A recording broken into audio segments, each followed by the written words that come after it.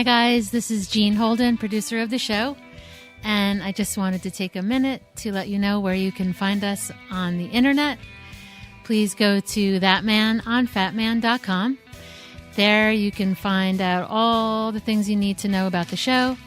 You'll be able to find links to the podcast, to YouTube, to Twitter, Facebook, even Instagram and Snapchat. Thank you so much for listening, guys, and we hope you enjoy the show. Today's show is brought to you by Death Wish Coffee. Death Wish Coffee, the strongest coffee in the world. This is Kevin Conroy, the voice of Batman, and I want to urge you to make a generous donation to the Wayne Foundation so we can stop the sexual trafficking of children. Do it, or I'll find you. And don't forget to check out our good friend of the show, Mark Live, over at chundertunes.com for all your podcast animation needs. ThatMan on Fatman is recorded with a Zoom H6 handy recorder. Zoom for creators. Disclaimer. The show you're about to experience is for entertainment purposes only. The hosts use mature language and conversation just like in most of life. If you're too uptight, this might not be for you. All that said, we really do hope you enjoy the show.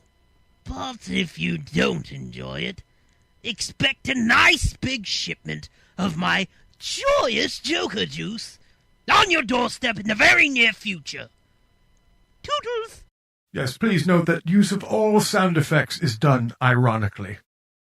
Ooh-ah. You are listening to ThatMan on Fatman with Scott and Jean Holden, and they, trust me, have a great ass. The second Y is sent in by ThatMan on Fatman. Oh, right on. Scott Holden. Scott Holden, yep. And what does Scott want? Call me Scott because I'm Holden. As the world's biggest Kevin Smith fan, I appreciate the fact that somebody finally made a podcast about that interesting motherfucker. So, yes, you absolutely did the right thing. Okay, what has two thumbs and is a huge fan of Kevin Smith? ThatMan! Scott, who does ThatMan on Fatman podcast. Yeah.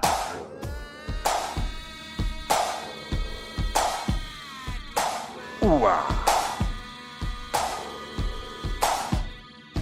Well, once upon a time, just a regular man read a book written by the Fat Man. Tough shit written by old Kev Smith. Ooh-ah. ThatMan on Fatman. Kev said go out and start a podcast, and so I did, and I had a real blast. But my obsession was driving my co-host nuts. Who is he? He's that man. He's talking. Didn't want to bring the podcast down. Needed Porkchop Murphy to hang around.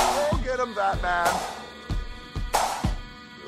So I created a show with one heck of a plan, and I call that show ThatMan on Fatman. ThatMan on Fatman. Go get him, that man. We're gonna talk about Kevin Smith. ThatMan on Fatman. ThatMan on Fatman. Go get him, that man. We're gonna talk about Kevin Smith. Go get him, that man. Hey, everybody, and welcome to this episode 5-12. That's right, a dirty dozen. Of course, it would have to be dirty when I'm involved.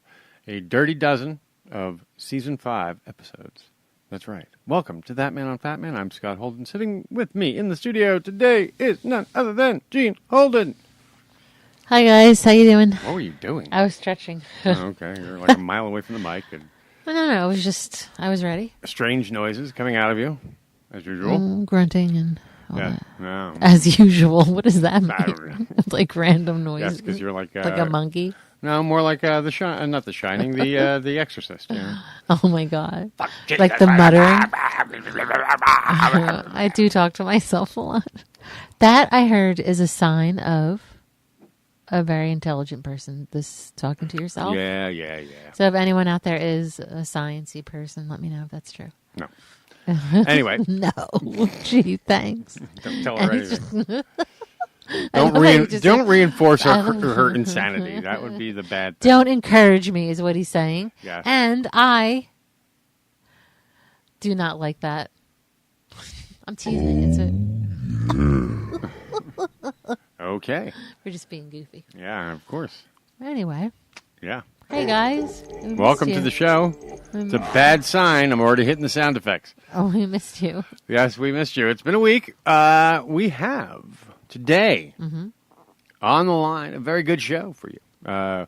We have none other than our guest segment with Mr. Scott Koblish. Yes. Who is a comic book artist and also holds the Guinness Book of World Records for the most superheroes on a superhero cover, our superhero comic cover, and it's the episode of Deadpool's wedding. However, he also he's just released a new book of his own, which is The Many Deaths of Scott Koblish. Also, he did the cover. I'm not sure if he did the actual pages, but we know he did the cover of Deadpool 300, which is on the stands now.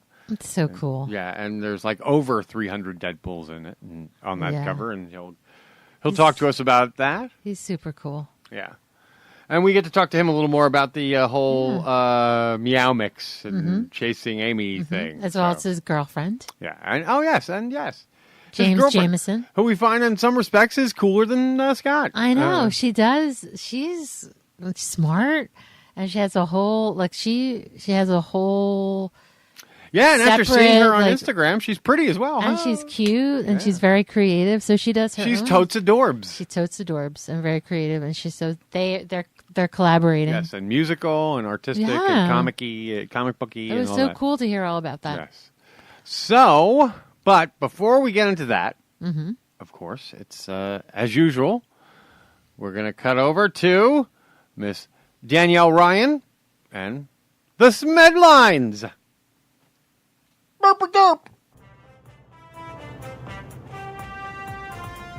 ThatMan on Fatman presents The Smedlines with Askew News reporter Danielle Ryan.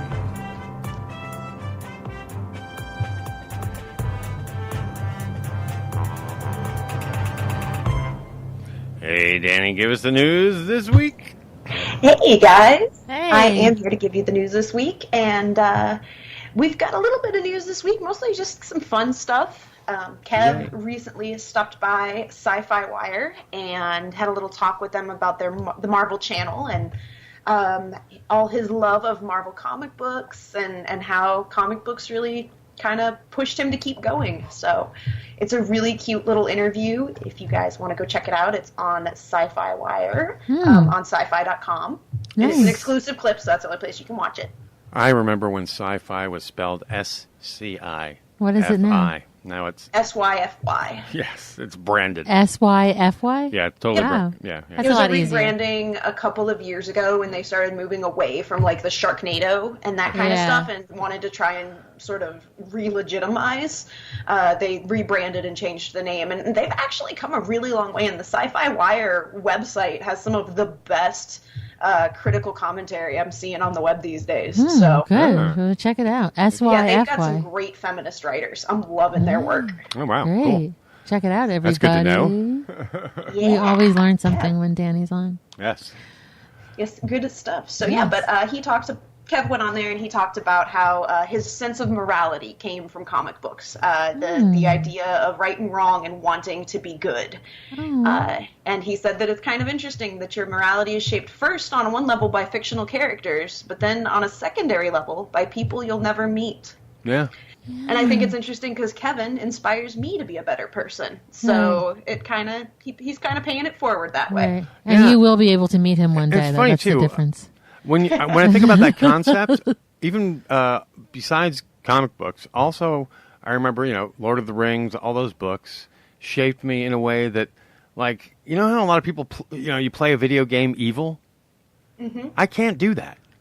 Oh, I can. I find no motivation in playing evil. Well, because it doesn't hit you in the No, spot. it really doesn't. I feel It's not genuine. I don't feel any motivation in it. It just feels like it's never been me. I don't find and even in games where they give you motivation to be evil. Yeah. Like Fallout and that kind of stuff. Some people use that as their time to be bad, but then there's people that just don't feel the need to be. I guess I'm not a Westworlder. No. I'll go either way. Like, I can be a black hat or a white hat, just depending on, like, my mood. I could see that. I usually tend to play, like, most video games that have those kind of choices, my first run, I play through as myself, making the choices that I would make in that world to sort of see, like, okay, would I survive? Right. Would I make it? And then after that, then I usually go through and play like a sociopath. That's I'm not a little sociopath. crazy. Agreed. Like, I care too much, and so usually the me playthrough, Exactly. I usually end up getting an okay ending and that kind of thing. Yeah, I do the same type of thing, but I total tend to be a psychopath. lot more moral. I tend to be. Yeah. I tend to drift more towards an extreme. Yeah, Neutral I'm pretty good. chaotic good. So If I'm playing a regular RPG, that's usually where I fall in alignment or neutral good. Yeah. Chaotic Laws good's a little are- more fun. laws are flexible That sounds in like the a little more pursuit of you. goodness. Chaotic good sounds a little more you. If I need to break someone who I know to be good out of a jail, who's wrongly convicted, I have no problem doing that. Yeah. then you're chaotic good. Yeah, you're pretty much No, chaotic good. that's more neutral good because I'm just not acknowledging the law. In our universe of friends and stuff, most people are chaotic good. I think. I would say chaotic good or chaotic neutral. Like, I know. most of my friends are chaotic. And Actually, chaotic you know what? is You not know a what? lot of evil things. I was going to say, a great right? alignment to play, particularly as a magic user, is lawful evil. Oh, because, yeah. because you can make deals and stuff, lawful evil. but you're totally a selfish prick. Yeah. Well, But who lawful wants to evil be is that? like the Machiavellian devil. Like, that's if you think of like the traditional like Lucifer Yes. character. Oh, like, yes, exactly. Al Pacino in The Devil's Advocate, like that's lawful evil. Oh yeah. Yeah, totally. Yeah. So- See, but that wouldn't be my choice if I were going to be. Well, a lawful evil character it's interesting to play that type of character. Well, you learn a lot too. I could see that, like just like switching it up and learning a lot from that. I mean, because that wouldn't be my normal go-to. Right. The worst thing though is when you're playing tabletop and there's always that one asshole that's like, I'm chaotic evil, and they just keep fucking over the Yeah. party. Yeah, And and they're like, why? And Well, they're like, as "Because DM, chaos." I don't I'm allow like, that. Dude, you're the Joker. Stop it. No, That's as a more for DM, I don't attention. allow that. As a Yeah. DM, I don't allow that. The reason why characters are there are generally because they're heroes. So they Yeah. have to take some sort of alignment that will allow them to gel with the party. Otherwise, it's not worth my time. Right, and doing that is not gelling with the party. Yeah, it's more like it's just looking, look at me. Yeah, I'm it's exactly. making- It's an give me attention-getting player that Yeah. you don't want in the party. Yeah, and that's too bad because sometimes people like that are fun, but then they go overboard. We just found out that Scott Koblish, his girlfriend, whose name is James, Jameson. yes, who's our guest this week. Thank you. She plays tabletop. She plays D&D each week. So I know, with her friends in New York, so they must do like a online or something. online. Probably, yeah. There's a ton of different things you can use. You can use like tabletop simulator and things like that. People are dedicated, man. You See, guys I would rock. love to play again. I would I know love you to would. play. And I'm sure there's people you but could again, find. but I can't. I don't have time. I love to DM, but I can't. I don't have time for that. See, but you I got both too much said going on. you both said that you want to. So why don't you start a game? and No, do something because that like requires a lot of work. Yeah, I'm sorry. I want to play. I don't want to run a game. I mean, I could. There's a big difference. I know. I could organize it, but I can't. I Oh, don't no, you couldn't. set it up. I know you. Yeah, I could. No, because DMing right out of the box, you don't know what you're doing. Oh no, you no, barely that know part. how to, No, I you could barely know how set- to play. No, not the playing part. Just like the people Oh, that the want to organizing play. and setting up's not the issue. Here's It's what I'll it's say. the DMing. It's being the boss. I am. Danny's like, yeah. Do you want I've to do the DM'd easy part? before. I'm not great, but I can do I it. know you have. You know what I I mean? remember And that, if yeah. I Yeah, prep, and I have too, but I don't really want to yeah, exactly. But you wanna so, play 'cause it's and- more fun. So I'm not discouraging you. I'm not saying don't do it, but I'm just I know, you're going to be way too new. And then you're going to add an element of Yeah, online. I didn't know that was DMing. I was Yeah, more yeah, like saying who wants to play and then give it to you. Oh, I wish it was that easy. If you I could wish it was find like a DM, Monopoly. that'd be great. I'll just play. Yeah. Maybe as a result of this, someone will. Yeah, that would be come cool. forward. So if you're running Yeah. a game and you'd like to include Yeah, because us being from a the DM show, is a lot and of. you know how to do it online, please. So we'll find our Spencer like Dan Harmon. Yeah. found his. Hey, maybe it'll be James Jamerson. Yeah, she's cool. She's Yeah, she's very cool. smart. Yeah, if you listen to her, Follow it's her funny on because Twitter. Follow her on Instagram too. She's got a lot of cool art on there. We had Joey, my old buddy, in the studio as well, and so like we discovered towards the end of the interview that she was far more interesting than Scott. But I'm bummed. I know. Oh wait, where's my Well, where's my and he rim would shot agree. so it doesn't hurt his feelings when he hears it. Oh no, he would agree. He would agree. Sarcasm. Knowing all the tricks, dramatic irony, metaphor, pathos, puns, Metaphor. parody, litotes. Oh shoot. Satire.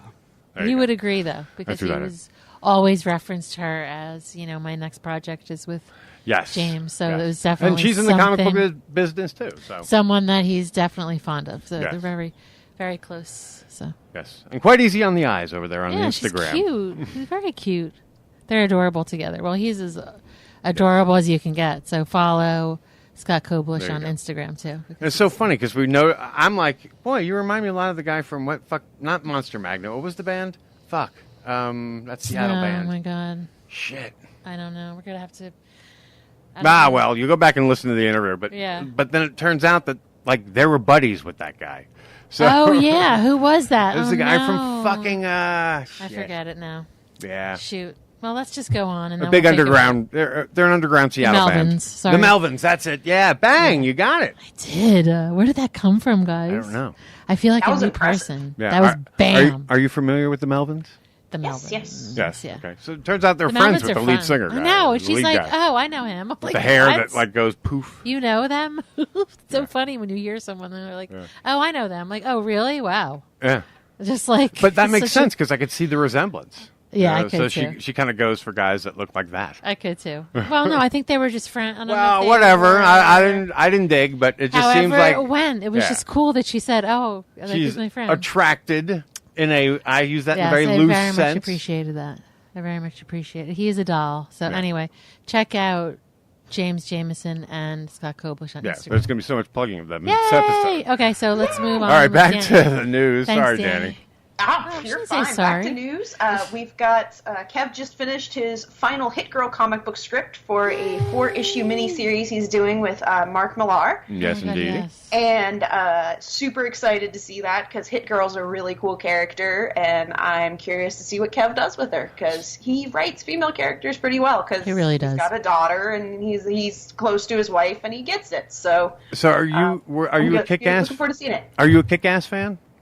I do like Kick-Ass. I have not seen all of the second movie. I've seen about half of it. And I was not a huge fan of the second movie, but I love the first movie, I and like I've read the a first couple of the movie. comics and liked them as well. Yeah. I like the first movie a lot too. I liked it. I I didn't don't like remember it. the second one. I don't even I don't know like if we saw it.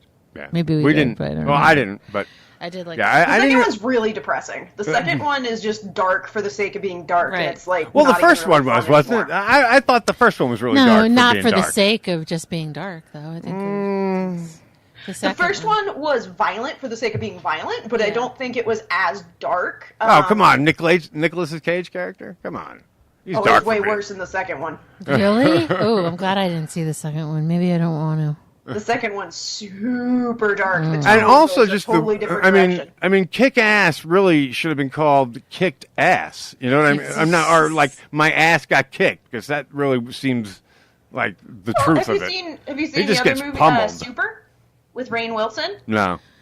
Oh, I like Rainn Wilson. No. Similar premise. It's the same kind of thing. It's a normal nobody dum-dum who decides to become a superhero, but it goes in a much more comedic direction. It's a dark comedy. James Gunn wrote and directed it before Guardians of the Galaxy, actually. It's Rainn Wilson and Ellen Page. And actually Kevin Bacon is the villain, and Liv Tyler is the love interest. Oh my gosh, why is this movie? Did you see not Chronicle? been in my. I have not seen Chronicle. I know of it, but I've not See Chronicle, even though the guy like fucking washed out on Fantastic Four, there was a reason why they gave him Fantastic Four, and the reason why was Chronicle. Yeah, I heard. And that's another one of those like just regular people get superpowers kind of thing. I heard good things about that one, but I. Plus, it's got what's his name? It's got fucking the bad guy from fucking Black Panther. Yeah, that's the found footage one, right? Where it's Yeah, like yes, exactly. Oh my God, can I throw something out there like totally random? Scott and I were watching Back to School today, and the movie. Oh my with God. Rodney Dangerfield. Ooh, it was oh my God, it was Robert painful. Downey Jr. Painful. Period. Robert Downey Jr. is in this movie. He is like 20. You know, as I'm sitting there watching it, all I could think to myself is, how was this movie a hit?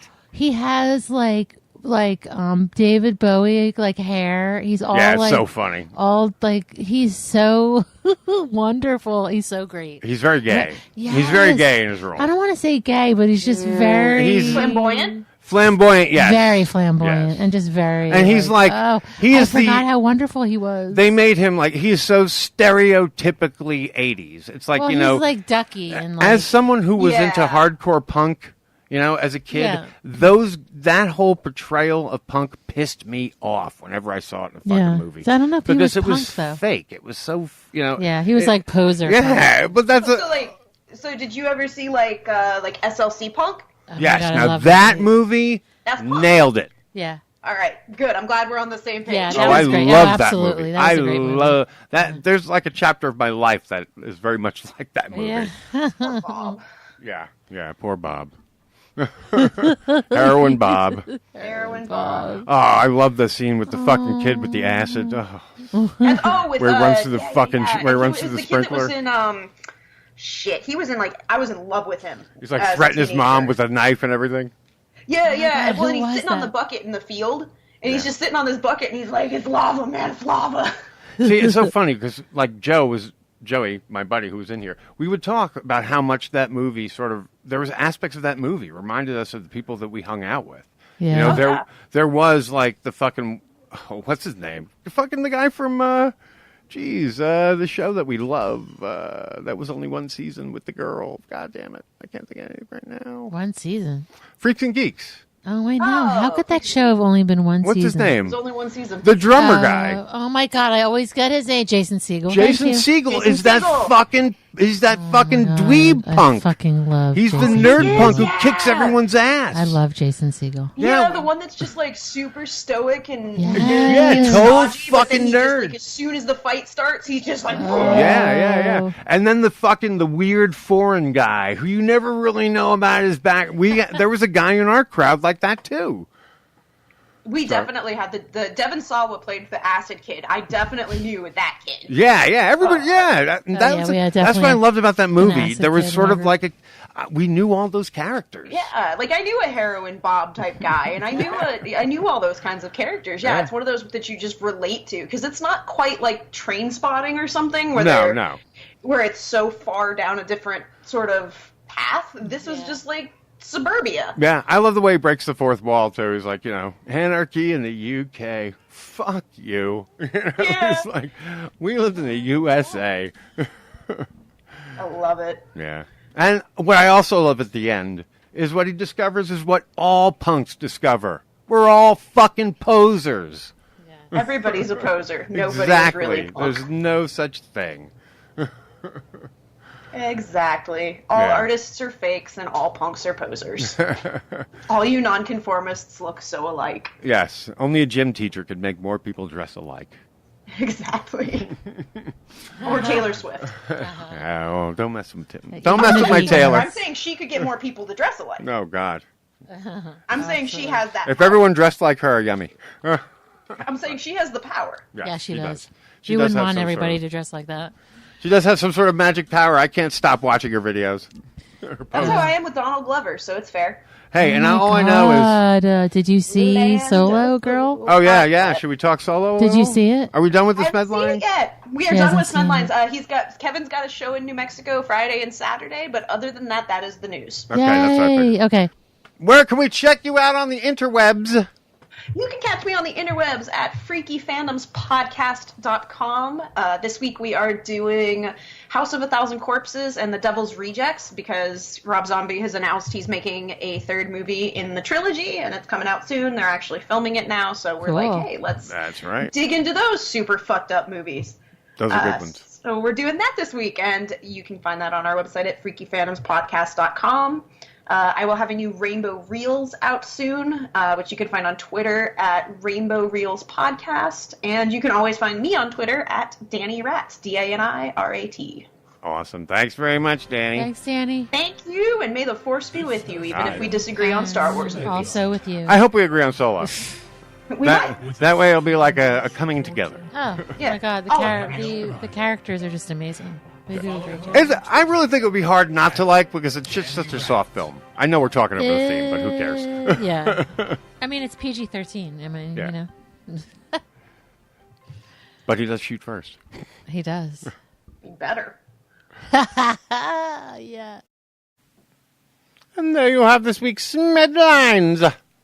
Yes. With Danielle Ryan. Make sure to check her out. Danny. On her various podcasts and her various her Twitter and all her social domains. Mm-hmm. Social Danny media. Rat. Yeah, and she's also on Instagram. That would be Danny or Danny. Yes. However you say it. At Danny Rat. I say it Danny. Yes. And she's awesome, and she has rainbow reels. And, of course, Freaky Fandoms. Yes. So check those out. And I think they're both at theirstitles.com. Yes. So. And just check her out, and you'll be able to find all of her stuff there. She's very awesome and very creative and on Twitter and very cool to chat with. Yes. So, as we teased before the news, we have... So it's quite a plethora of folks in here today because we also didn't mention that joining us for the interview is none other than my former co-host of Bone Crushing Juggernaut, the old podcast that started me out, and good buddy. He's Pork Chop Murphy on the social medias, but he's also known as Joe Greshko. And so he joins us in the studio for the interview because he went to high school with Mr. Scott Koblish.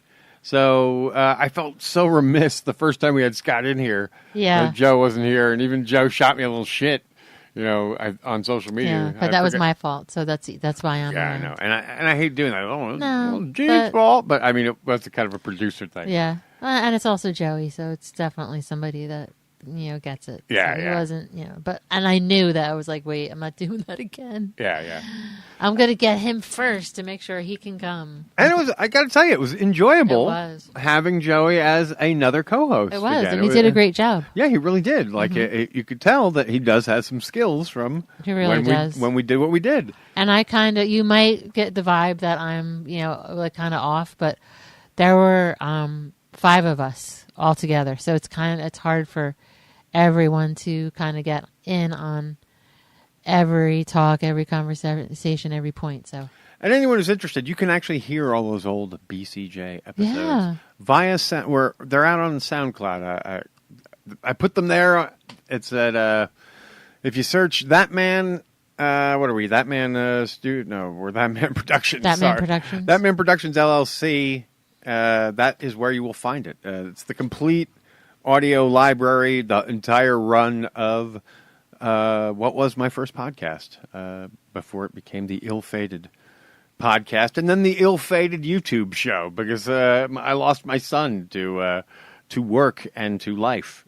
He didn't want to do the political show, but that was fine. I mean, that was sort of on him anyway. Yep. So there you have. Go check that out if you want to find out more about Joe and all that. So, again, also, our guest today is none other than comic book artist Scott Koblish and his girlfriend, Jameson. Jameson. And I love that name. Yeah. So, without any further ado, also joined by Joe Greshko, a.k.a. Pork Chop Murphy, in the studio, and let's let that roll.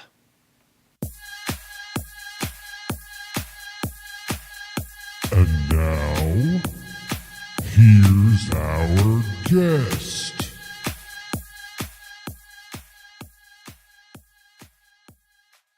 All right, at this time, I'm so thrilled to welcome back to the show someone, we've had 2 of them on the show somehow, someone who has a Guinness Book of World Records. That's right. Someone who holds a Guinness Book of World Records for the most superheroes on the cover of a comic book cover, and that would be Deadpool, the wedding issue. And that is none other than artist Scott Koblish. And we're also joined by his girlfriend, James. Is that correct? That's it. Yeah, James Jameson. Yes, and also here in the studio is good friend of the show, Pork Chop Murphy, everybody. Joe Greshko. Joe Greshko. Welcome. And also a friend of Scott Koblish from high school back in the day. That's why we Yeah, we went to high school together. Yes. He was ahead of me. Yeah, he was a couple years ahead of me. It's a long time ago, but we won't say how long ago it was. Oh, God, yeah. Well, it was a good amount. Now, there's a lot to cover. You have a new book out, and there's a Deadpool 300 cover. Is there not? There is. So the previous cover, the one that was the wedding cover, yes, that was 232 characters. If you included the ground, because I made Krakatoa the ground, or Krakoa, I think it is. Uh-huh. And and then this one was 302 or 303 Deadpools. Because there's 302 visible Deadpools, but there's one invisible Deadpool. I almost made it 299 visible Deadpools and an invisible Deadpool, but then I thought everyone would give me grief about it. That you only had 299. You didn't do 300 for the cover of 300. Yeah, exactly. Yeah, I thought, if you fall that short, that's not good. So actually what wound up happening is that it's hard to keep track of that many Deadpools, so I wound up at 302. Because we kept counting, and we kept getting sort of the exact number, but not quite the exact number, because it's really hard to count all that stuff. James and I would sit there and count it, and we'd just be like, I don't know, I think I got, she would go, I got 289. I'd be like, I got 292. So we just kept going. But that doesn't technically break the other record, because it's just multiples of the same hero, correct? Or does it now hold its own record? Yeah, I think that's the problem. Yeah, I think that's also the problem. That it's really the same guy over and over again. Well, I guess that's not 100% true, because there's members of the Rainbow Squad with Deadpool, but those guys weren't. Well, there's two Rainbow Squads, but they weren't exactly Deadpool. And there's actually I drew Spider-Man in there, but it's really Deadpool dressed up as Spider-Man, because he dressed up as Spider-Man once. So technically, it looks like Spider-Man, but it's not. It's funny too, That's because right, one of our listeners shot me the cover. He's like, "Hey, I had to pick this up. I was at a show here, and I remember hearing him on your show, and so I picked this up." That's awesome. Yeah, it's a good cover. I'm pretty happy with it. Like I said, all of those are pretty much in canon, with a few exceptions, like the one that's one of those floppy car dealership blow-up dolls. That came up with. That's not technically canon, but I just thought it was so funny when she came up with it that I was like, let's put that in there. Oh, and the El Camino, she came up with that because we had to put Carpool in there somewhere. So she was like, oh, you got to make it an El Camino. And then I was like, that's great. And she's like, yeah, you can put other characters in the back. So there's a whole bunch. From my view, it really looked like Where's Waldo. I mean, at first glance, I'm like, I don't know what I'm looking at. I'm just seeing lots and lots of Deadpools. I went by the comic book shop, and they had a big blow-up poster of it in the window. Nice. So, Nice. Oh, that's great. Promoting the hell there's out a of lot of in that thing. Yeah. Yeah, so shout out to Ben Gumry, who was the one who told me he picked it up. Okay, so last time you were on the show, I want to get into this before we get into your book, but last time you were on the show, you talked about sort of your Kevin Smith Mallrats sort of weird experience. Chasing Amy. Chasing Amy. In that, you had this meta life experience. And you talked about going to Meow Mix, which is that it was the lesbian bar. It was bar. something. It was a cat club or meow club. It was or Meow something Mix. Like that. It was definitely Meow Mix. I'm looking at a T-shirt right now as we speak. Okay. It says right across the street from where I live. Yeah. It says Xena Night at Meow Mix. Yeah. So now, for some reason, we've now discovered that it may be Meow Mix is the center of the Kevin Smith universe. The 90s. Okay, and that's why I want to play you some clips that I've kind of compiled all sort of around your story and some other people in Kevin's universe. The first one being a gentleman named Andrew McElfresh, who, like, I knew about this story before you told yours. So when you were talking about this, I was saying the whole time, "Oh my God, this is the same thing. This is Andy." And I remember looking at you, being like, "Oh, I can't believe he's talking about this." Yeah. So there's some sort of weird wormhole, but so I'll play you guys this little cut, and this is Andrew McElfresh. He hosts Edumacation with Kevin Smith. It's a science podcast, nerd podcast, and they just put out a book too. Edumacation. Yes. But hang on, let me. You're on my phone, so I need to hold this up here and hit play. And we hope all this will now work, if the mouse works. There we go. My wife Johanna and I, when Dashiell came, he was. We had not left him alone. Her grandmother came to help out, and then her sister came, and then my mom came, and it was really the first time that we were going to actually go and do something without, having the baby in tow and having somebody that we knew look after him. And so we met this wonderful young woman, and everyone's like, she's the greatest babysitter. You're so lucky that you can get her. And she came over to the house. She was in the neighborhood when we paged her. This is back when pagers were still in use. Yes. And she came over, and she was the sweetest thing in the world, and Dashiell immediately loved her, and we were like, oh, it's on. We can start to live our lives again. And so it's time to go to the movie, and we're like, okay, Trainspotting, that's going to be the movie. That is, everyone says it's fantastic, and we just can't wait to go. And we open the door when the doorbell rings, and she's dressed head to toe like Xena Warrior Princess, and like with a full sword and everything. And it was beautiful, and it was also like this. We're now consciously deciding to leave our child with this woman. Are you expecting raiders?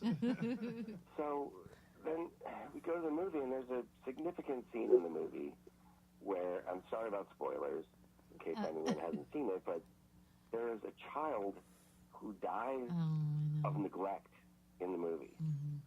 And Johanna and I look at each other, and we're like, we left our son, our baby, who is that baby's age, with Xena Warrior Princess.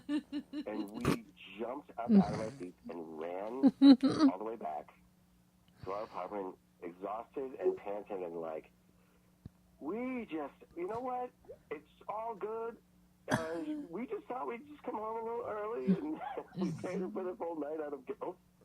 And off she went to Xena Warrior Princess night. But she ended up being our regular babysitter. It was only one time that she dressed up as Xena Warrior Princess. Oh, I would have made that a requirement from then on. I'd be like, why aren't you in the Xena? And we were sort of like, if something were to happen, it might be nice to have somebody who's got a sword on them. Yeah, she could fend off, raiders or Vikings or any other sort of, trash that comes by. Now, we had a gentleman on whose name is Scott Koblish. Oh, sorry, I got there. You guys still there? Did we lose you? No, we're still here. Absolutely, yeah. So that was Mr. Andrew McElfresh telling us his tale of what happened to him involving Meow Mix and Xena Night. And so then, we relayed that story to him, your story to him, and he was like, I think there's only one bar in New York that was, Xena Warrior Princess Night. So I think so. So then it was, I don't remember how it came up, but we then had on Brian Lynch.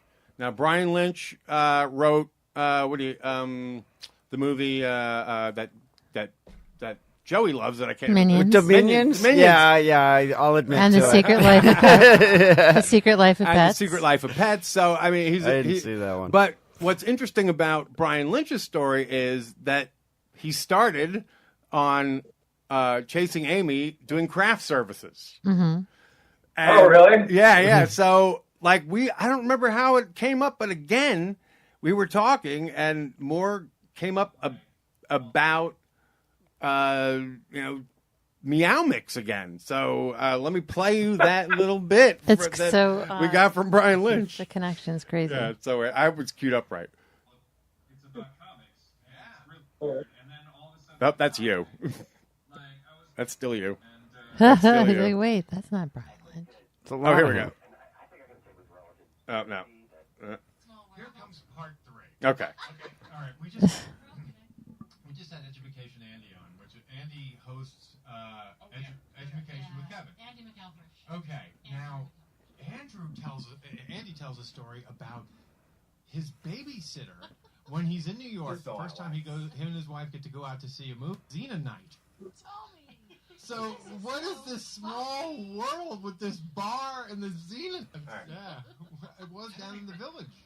Yeah, it's in the village. Okay, here it comes. Sorry. The Xena bar is the center of our universe. It somehow is. It's so nuts. This is like the third time it's come up. In like Xena bar. We have to go to this place. This is so nuts. Yeah, it was down in the village. Yeah, it's in the village. They were the nicest people too. Were they? Oh my god, they were just very excited to be doing the movie too. Oh, yeah, it was great. All right. And I remember that day too. Joey Adams had a magazine cover come out during that day it came out. Oh my god, here's the while thing. we were shooting, and she's like, "Don't tell anyone. I'm just, I'm kind of like, I don't want to make a big deal of it." You can tell she was very excited. Yeah. So Brian Strang and I, we went across the street to Kinko's and we Xeroxed the cover and put it everywhere on the set. Oh my god! Because we wanted everyone to know, and we were proud. And I remember even on the car that took her away was covered in pictures of her from her magazine. That's so amazing because I just assumed that was shot in Red Bank and just done. Yeah, no, that was. It's funny. It could have been. You're right. It could have been. There was only like an exterior shot when they look out and Scott Mosier's on the roof of their car. Yeah. Their car making out. No, it could have been. Yeah, they were both actually lesbian. All the New York bars are actual. They were all lesbians. They're actual lesbians. That's better to know. Right. So there you go. I know, it's crazy. Oh, wow. I think that was kind of a little short, but it also turns out that my girlfriend used to go to Meow Mix there too. Like, I didn't really realize this because when we were listening to it, she's like, "Yeah, I've been to Meow Mix a lot." Like, did she go on Xena night? Actually, as it turns out, I didn't know that was a thing until now. But yes, there was Xena. Yeah. We got to bring it back. Yeah. Xena. It was a weird thing. I was like, is Comic-Con happening or something? So, yeah. Can I ask about the name James? I mean, it's not a very common name with the female crowd. This is true. My parents expected a boy, and so they had the name James Patrick picked out to be a junior. And when I was born, they literally did not have a backup name. So the monogramming was all done. No, that was like we were all set with Cameron. They just my great uncle used to call me James Jameson because I was obsessed with Spider-Man, and it just kind of stuck. So James Jameson, I love that. Wow, that's cool. pretty. Yeah, normally you would see it something like that with a JAY. Yeah. MES. Right. I guess and like the female form. Straight up, like King James version. Yeah, it is. That's got to also help, with finding work and stuff. Yeah, true. I mean, you're not going to get the female stigma thing. Oh, take that. I'll be surprised how many places have asked me to go by Jamie because it was too confusing. Really? Well, it sounds like a personal problem. Yeah. Yeah. It's too confusing for you to get my name right? Yeah. Hello? That's weird. Okay, I want to change your name to Shithead because I can't say your name properly. Right? Have you ever worked at a so place where you have somebody with like a male with like a female type name? Yeah. And then you get to say, there's like a Stacy or a Carol or something like that. Or like a Tracy. Yeah. Tracy. Yeah, Tracy, you get a couple of those. Yeah. Allie can go both ways. Yeah. Our son's name is Cameron, so that can go both ways too. Yep. Elliot goes both ways. I mean, yep. Not James. I don't know if I've ever met a female Elliot. Yeah. I've Yeah, met female like Joes. Madison. But you'd probably Madison goes introduced both as ways. Elliot, I met female Joes. Yeah, Joe. Yeah, With their but- Josephine's. Yeah. Yeah, so. Well, you even meet female Martys because Martha. Marty. Yeah, yeah. Oh yeah, my stepmother's name is Marty. Yeah. Oh yeah. So you have a unisex name in the extreme. It does. Yeah. You're taking it back. It's really- Well, it makes her easy to find when you look up her music and stuff like that too. So. Very cool. Yeah. What are you doing down there? Oh, I'm sorry. I was arranging some pedals. You guys can take. Yeah. Okay. Feel free Well, to let's jump see. in. We're the reason you're having Scott in is because of his awesome new book. Yes. Which I love and is a great, and I do not mean this in a negative way. I mean this in a very complimentary way. That is a great bathroom book. Oh yeah, there you go. See, I tried to explain it as like a bathroom book. My editor was like, "Please don't say that." But it's so true. It really is because it's the kind of thing that you can put next Yeah. to the, It's handy. Here's next the pitch. to the commode. It's handy. And seriously, like you can pick it up at any point. You can open it up You at really any can. point, and it's just like it's fast 4 to 8 panel gags Yeah. of you essentially how you die of killing It's just yourself. enjoyable. So Right. it's The Many Deaths of Scott Koblish, right? Yes, The Many That's Deaths the name of it. When is the actual? When's the release date? It's been The official- released. or is it out? Yeah.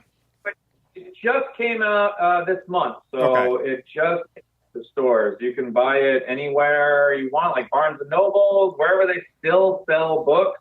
And then on Amazon or at the Chronicle website, and pretty much anywhere you can just search it up. Whatever your favorite store is, you can get it. Or at any of the Comic Cons here. Or at any of the comic conventions that we're at. We're Sure. planning on being here con in North Carolina this next month, so we'll have copies there, And Excellent. Where in North it's Carolina? called, North Carolina. It's there's a convention in Charlotte, I think. Okay. It's huge. It's called Coast Con. It's one of the biggest ones on the East Coast. Okay. Yeah. Cool. Well, remember to plug it by the end here. Yes. And Right. so you have they're mostly the 4-panel comics, and I notice it's very newspaper. It reminds me of like the old newspaper comics. black Were and you white? were you very influenced by them when you were growing up? I loved newspaper comics as a kid. I used to love everything. I mean, I was a big like Bloom County and Far Side fan. I mean, for me, that kind of stuff was like the epitome of Calvin and Hobbes was like it. There were some that I didn't really understand, like the Lockhorns. I never really quite understood. Yeah. Mary Worth. Yeah. Like, That shit ain't been funny since I was like fucking 2.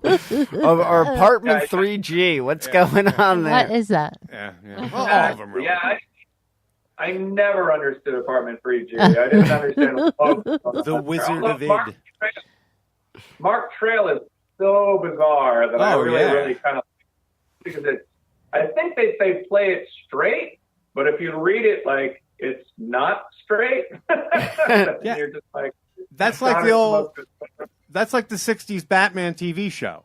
If you watch Yeah, that show and you think that the joke is, or that the secret is actually that they're gay and not that they're Batman and Robin, then it has a whole new level of fun. Because then, like, what's her name? The ant running around trying to catch them. Yeah, it's total gay camp. I haven't thought about that. Oh no. It really is. It's hilarious. But yeah, it would be like Mark Trail would just have, it was a ranger sort of out there foiling crimes, but then there was always like, he would be talking and then there would just be this really beautiful shot of like a woodchuck or a beaver. Or something. It's like the exact same thing. Yeah. And then usually like a write-up on the beaver, like the beaver, the majestic animal, Yeah, and actually some of that is the way that this book is. Like there were some times where I was like, I just want to draw a deer or I want to draw a bear. And then I would try and figure out, well, how do I wind up dead? I think with a bear, it pretty much writes itself. Yeah. Why do you hate your hair so much, or why do you think it's going to possess and kill you somehow? Oh, it will. I'm sure that's how I actually die. All my hair is out of Yes, it has its own spirit, a mind of its own, apparently. I thought your It hair is does. there to Well, that's protect it, you. but- Yeah, well, that's it. Like James is always trying to get me to put some sort of product in my hair to control it, but there's no controlling it. So. You still have it at least. Yeah. And you still have color too. How's that? Yeah. You should look like the guy from the Melvins. Yeah. Yeah. By now. Well, he kind of does, actually. Yeah. He looks like a young King Buzzo. Yeah. Well, James is a good friend of Buzzo's, actually. So, Really? I just met him about a month ago. Oh, or 2 dear months God, ago. now I'm never going to be able to think I'm not sleeping with my friend. Did you guys get along famously or what? I could see that working somehow. He's real sweet, but he was really keyed into James just because they've known each other for like, I don't know, decades or however long they've known each Wow. other. Awesome. Yeah. That And is- James helped me out with the book, too. I should mention that. Like, Yeah. you know, she's awesome. Helped me out with, like, all sorts of stuff. So, What's your helped do favorite? some inking on it. What's that? What's your favorite death? I know it's like picking your favorite kid, but What is my favorite death? I don't know. What's your favorite death, James? My favorite death? Yeah. Well, there's quite a few that I really like. Really like the birthday party because, well, we're in that, a couple of us friends. Yeah, I drew her in there. Yeah.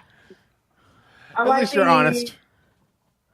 Yeah, there's quite I like it. 'cause Is that the I'm one in where it. he falls out the window? well, there's the I think I the saw that one alien too. one. Yeah. Yeah. eaten by the alien. The cat's the ongoing joke, which I think is hysterical because we actually have a new cat that Okay. we've adopted. Who is this cat who is going to kill Scott in the Yeah. show one day? This cat is not like me. Wow. You know, I'm getting older. I'm getting older and I'm single. And I figure if I go adopt a dog, I figure, okay, which one's going to eat me when I Yes. die alone? Like, you know. It's more likely a cat, though. A slow song about that, wasn't there? Oh, it's, yeah. Marie Provost. Yeah, that's it. Yeah. Yep, that's a Nick. there really? It's a Nick Lowe song about a silent film actress who dies in like West Hollywood, And her cat's and her dogs eat her. Oh my She God. was a winner. It's the cheeriest song about death. It's the cheeriest song about dying That's alone like I've Seasons ever in heard. the Sun. Yes. Isn't that Seasons in the Sun? No, Isn't this that is about better dying? than Seasons in the Farewell Sun. to you, my old friends. I saw Nick Lowe recently, and he didn't do it. I was very upset. Our dog will never ever eat us. She is just the sweetest thing. She might like suffocate us to death because she loves to like love on us in the morning, but she'll definitely never eat us. Thank God. Yeah. However, What kind of dog is this? she is a little cocker mix. Her name is Sydney. Her Instagram is Sydney is a cocker. If you want to check her out. But yeah, she's awesome. She loves Scott. Like, she loves me. Obviously, I'm mommy, but boy, she does not like if the whole pack is not together. It's like, nope, we're not leaving till everybody's together. She's got a Is she a herding dog? She's a little cocker mix though. She's English cocker with Brittany and Shih Tzu. Yeah. So she was used as herding and hunting, her breed in the past. Because I had a corgi. It's like a cock of shit. I had a corgi, and the thing would just herd me all day. I said shit, cock shit. Cock but I shit. say checker. It sounds so much nicer. You should It put a little does. poodle in there just so it'll be a doodle, too. A poodle doodle? No, a shit doodle. Oh, shit doodle. Hey, every time I hear cocker, I always think back to remember the Mel Brooks movie High Anxiety? Because Yeah. one of the guys in it thought he was a cocker spaniel. Oh, yeah. So, what, the cocker's daughter? I was thinking Joe Cocker. Can buy a little We help. were doing a convention, and a guy was like, "Can I pet your cocker?" And I was like, "Did you just ask to touch my cock?" He went really shy and bright red. And I was like, of course you can better. I guess only if it's as big as mine.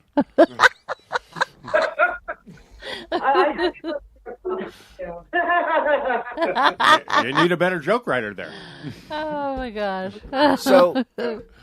So Scott, what's your? I love this book about how it has all these like fears of my own mortality, your own mortality and everything.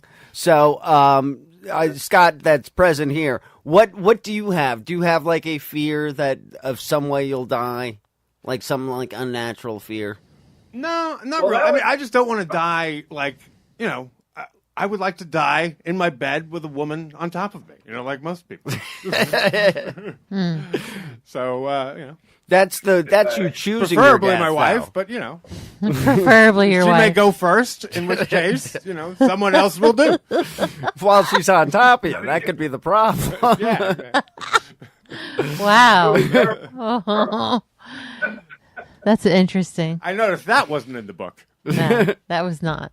No, that's in James's book. We're thinking of doing one that's a lot more rude. Yes, that has to happen.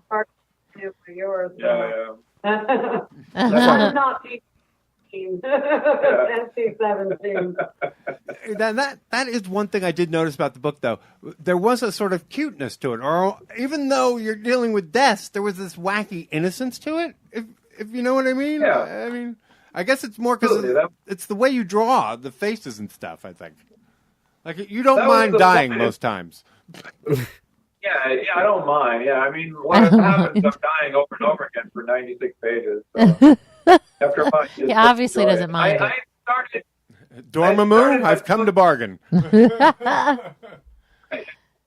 I started by posting them on social media, and like my friends would just like, I don't know, they'd all light up and they'd all be all excited about the post. So like, it was fun. At the beginning, yeah. At the We love beginning, you killing yourself, buddy. Well, that's it. They go, well, you really deserve that, or. But at the beginning, I was posting sad ones and happy ones, and the sad ones made them all terribly upset. So I just started leaning towards making them funnier and goofier. So. Yeah. And there is a genius to, the limited panel gag. You know what I mean? Right. There's always something genius about that. Yeah, and it's all silent too. So like anytime I had an idea or James had an idea like where it had words in it, like you had to explain it with words, I just had to dump it. So we had to just make like the visual joke the thing that actually happened. Like the monster one, the alien one, you couldn't tell that it was that you've been eaten. Right, yeah. So and I was like, you have to show that you've been eaten because we can't use words like yum. Yeah. Yeah, so there's all sorts of things like that. Yeah, you have to kind of give some consideration where you didn't think about it before. You're like a filmmaker. Yeah, storyboarder. Yeah. Where you're making constraints on yourself. You're like Lars von Trier. Yeah. Yeah. Although usually filmmakers, they don't make them on themselves. It's all about the budget. I did this in the Dogma 95 style. That's right. Yeah, there's all the lighting is natural lighting. Yes. Yeah. I get that joke. Pen and ink. So, James, tell us about your musical background there. Well, music or comics? Music. Music. So I have a band. I write all the music for the band, but it's called Marine Snow. We're on all the different platforms. We have 5 songs up currently, but we're dropping 2 on June 15th and 2 more on June 22nd. That's kind of neo-post-punk, kind of like rock.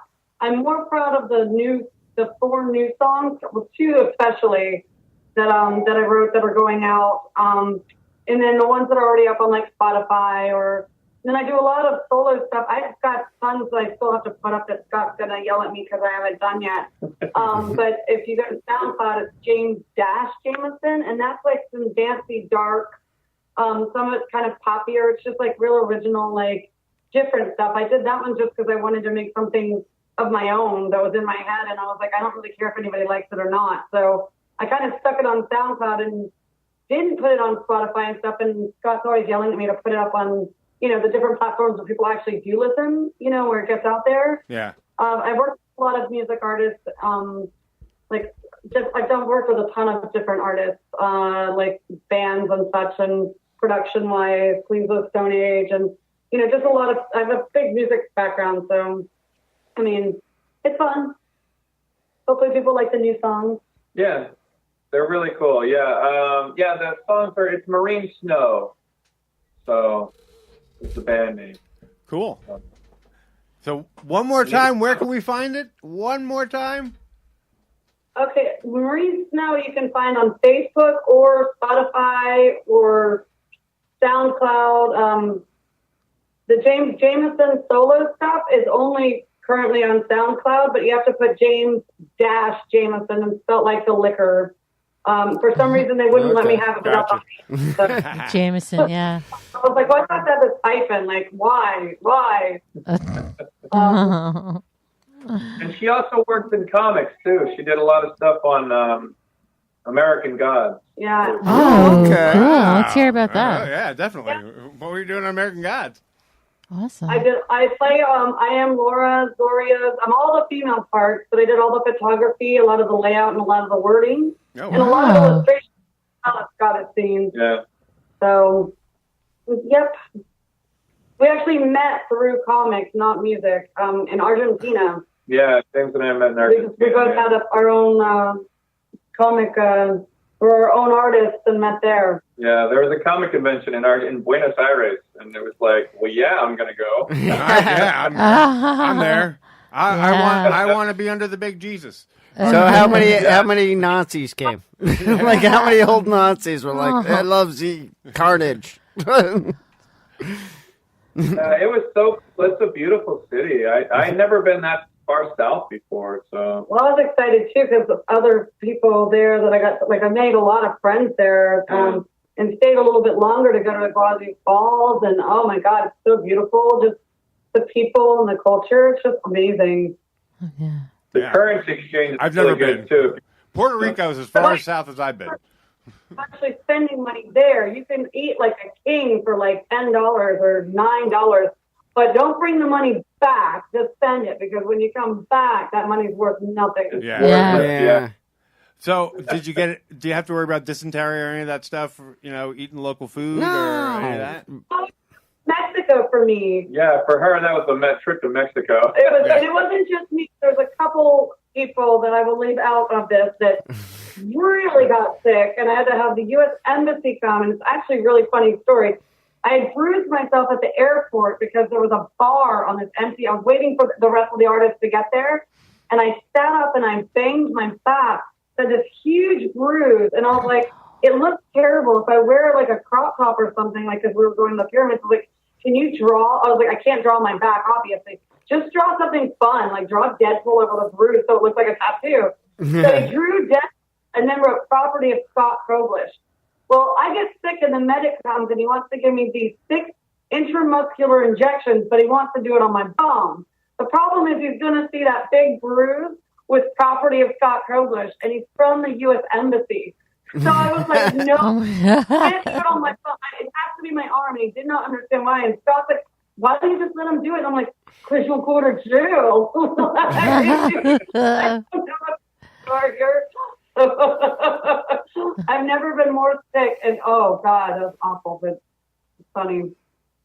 So not all comic conventions are built the same. No.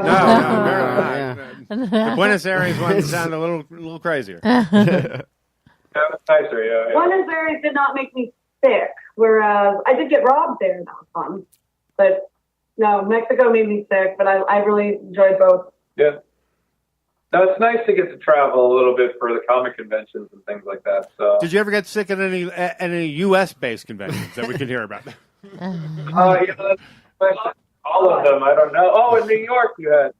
In New York, surprisingly, my home base, I ate Shake Shack afterwards, which I have had a million. You ate what? Fucking line. Always a line. Oh, I in that know. fucking joint.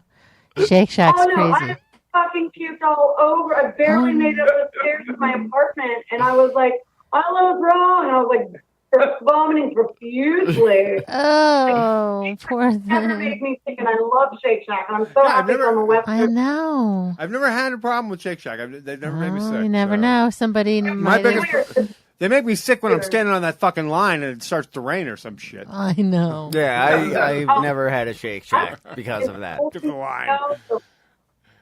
Everybody talks about In-N-Out Burger. I'm sorry, you're so wrong. It's all about Shake Shack. Yeah, there you go. Well, certainly. Do you isn't have them on the Manhattan. West Coast? Do you have Shake Shacks on the West Coast? That's right. You guys They are just West started Coast. opening up here, so I got super excited. I literally almost turned the car around and pulled right in. I was like, oh my God. Yeah, because here we don't have any In-N-Out burgers, so it's kind of. You're not missing a thing. Oh, I get them when I do go out. I like there. 'em. Yeah, I they're like good. them. I think they're all right. You know, and there's not a line. I forgot you guys were out in L.A. The first time I had it, I was so excited. I was like, oh, yay, Scott, you want a number 2? I just got super stoked. And I was like, I know about the secret menu and this and that. And I took one bite and I was like, this is what I've been waiting for. I almost cried. I was like, I would rather have Shake Shack. Yeah, I went to In-N-Out in Tucson. And that was the first time I had went to an In-N-Out, and it was the one guy ordered animal style. So the rest of the week, all I did was order animal style. So I didn't know any other style. I don't even know what that is. It's like extra pickles, extra sauce, or extra onions. Wow, how's that animal? The fix things. It's got double layer meat and the cheese. I did all my research. It's like extra everything. That's all I knew. It That was is like very I animal. was speaking a different language, you know what I mean? And I only knew that word, you know. Right, yeah. Well, there's the skinny, which is instead of the bun, there's lettuce. It's wrapped in lettuce. So it's well, that kind of defeats the purpose of a burger. And Yeah, I've never been down with that. Yeah, well, you were doing it when you were Atkinsing. But no, I never did that. I was never that guy because I would. Why then put you it really in the weren't lettuce? doing You just it look then. like a doof. No, no, I you would just got eat the regular fucking, burger. I would just eat the patty. Yes, Yeah. okay. Suddenly it's Salisbury steak. Don't lie to me, It's man. been a I while see since I've you do. Atkins. Yeah. I have to eat the bun. There's something Yeah. perfect about eating it with the bun. Yeah, you can't do dogs without buns. No. I mean, it Well, I just mean, doesn't you work. can, but it's just You can know put a what? dog I'm on a just gonna eat stick, bun. man. Are you guys California Hey. vegetarians now? You want to eat dog? No, hot dogs. No, hot dogs. Hot dogs. Are we California vegetarians? No, not really. But I was before Argentina. I was a New York vegetarian for many years. Ah.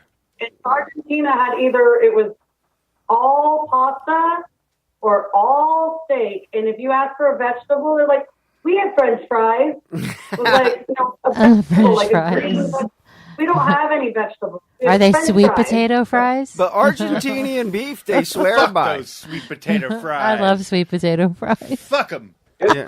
Those aren't real. Fuck those yam baggers. They're real and they're yummy.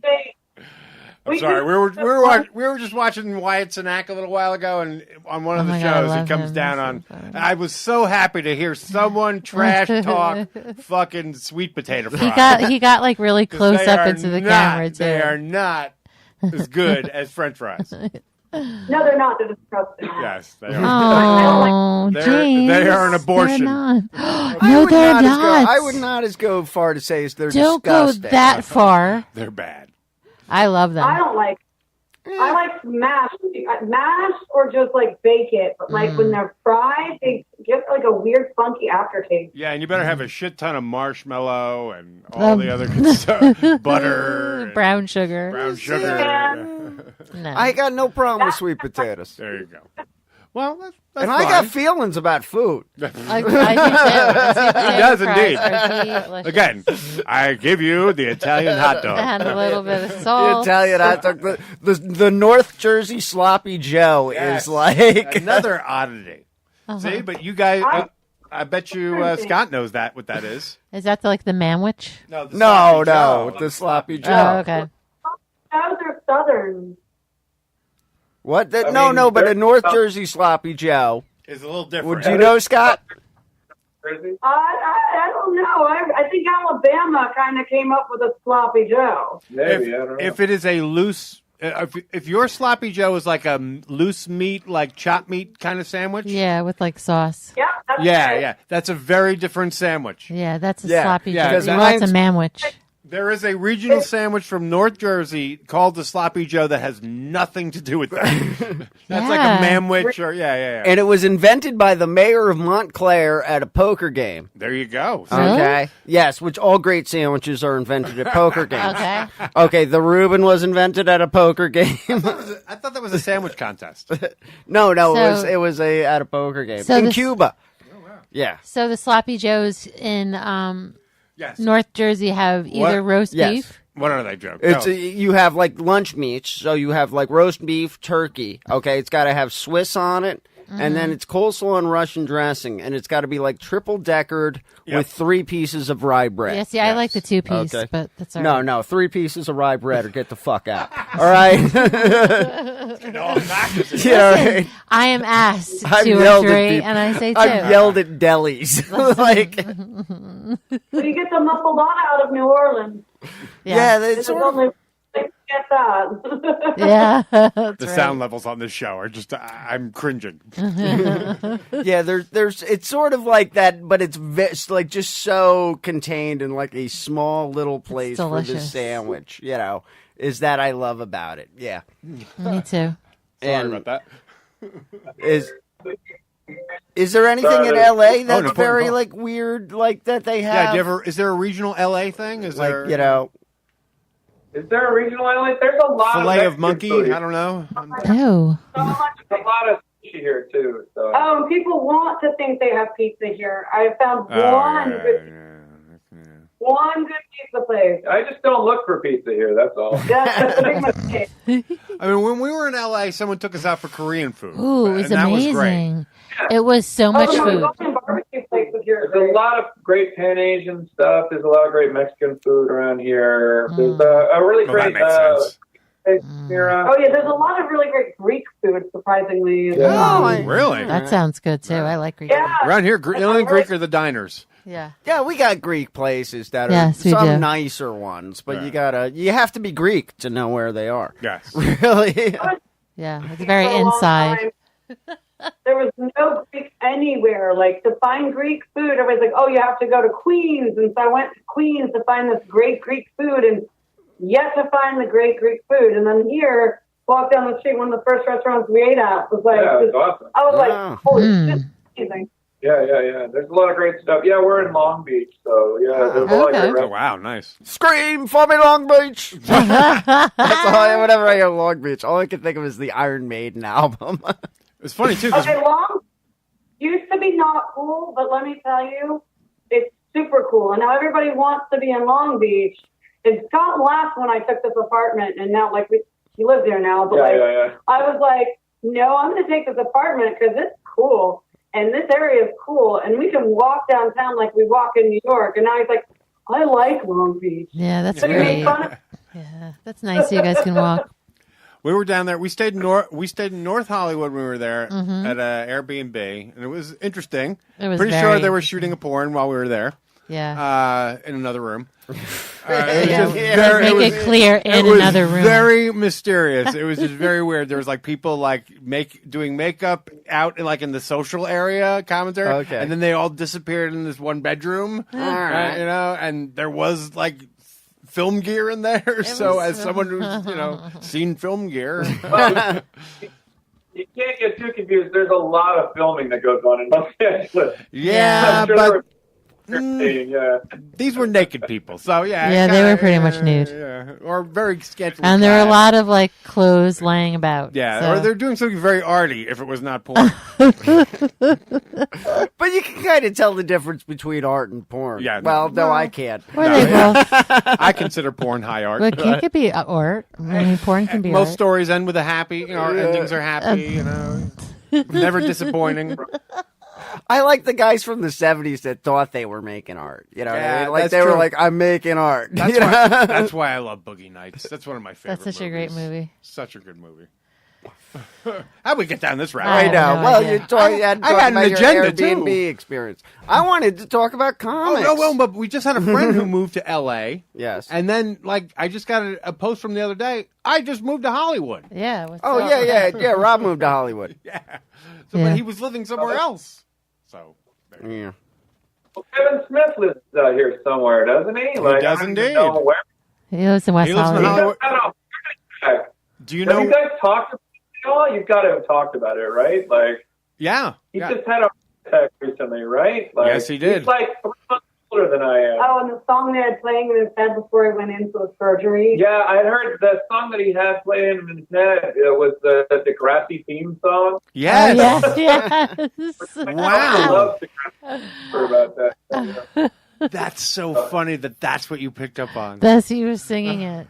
Oh, I love that. Well, I was because I knew what Degrassi was, just because my daughter, like, Yeah. she knows all. She's like watched all 26 seasons or however long it is. You know? See, I love Kevin. I love him, but not enough to watch Degrassi. Yeah. Well, I mean, it definitely was a certain thing that people got into. and Yeah, he- I've only watched the ones that like Jay and Silent Bob were in. Yeah. Yeah. Well, I mean, he spent time in Canada, so I figure that's where he picked up the bug. You know. Yeah, actually, no, I think he liked it from way back. You know, I think it's one of those things that he found as a kid and just always sort of liked Yeah. because it was soap opera-y. It always gave me that weird after-school special thing. Yeah, though. yeah. I think You know what I mean? Kevin likes a lot of schmaltz.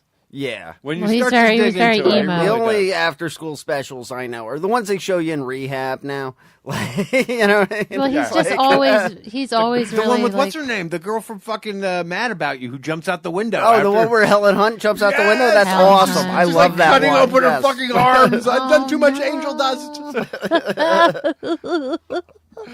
Sorry. Oh my Do you remember that one, guy? That's before my time, but they were on repeat when I was a kid, so I do remember a bunch of those, and that sounds vaguely familiar. The That best. was a classic. I They showed don't that one know. in school. It's like, yeah, the teacher came in and burned all the drug paraphernalia. That'll the best, do it. The best. Make fun of that show all the time. Like, Family Guy always makes fun of that show. The best part is One standing on the couch, and then the other guy just like running around the room, and they do that on several episodes of Family Guy, like constantly making digs at it. So, At least you weren't assaulted by David Toma at your high school. David. We had David We Toma got too. David Toma was horrible.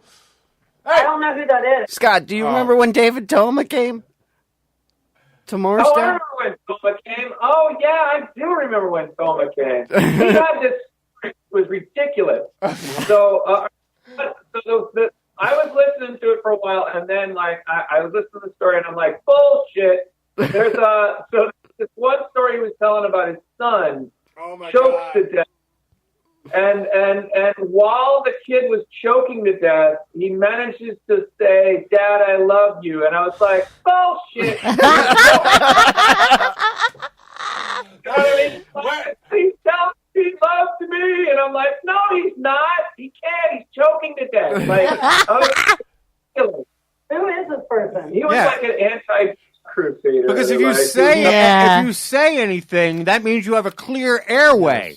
Yeah, but there was David Toma actually he was like a North cop, and they actually had a TV show that was like based on him. Beretta by a criminal.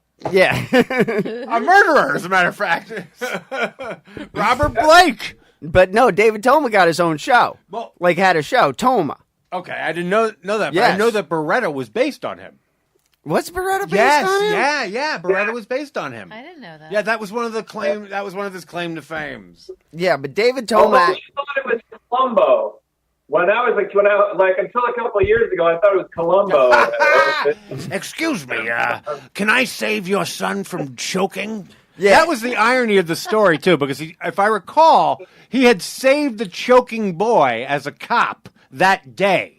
Oh, too. okay. That was the other irony. Then he came home, and his, I guess, drug addict son was choking, and he couldn't fucking save him, other than, I guess, him saying, I love you, Daddy. And his show aired in like 73 and 74.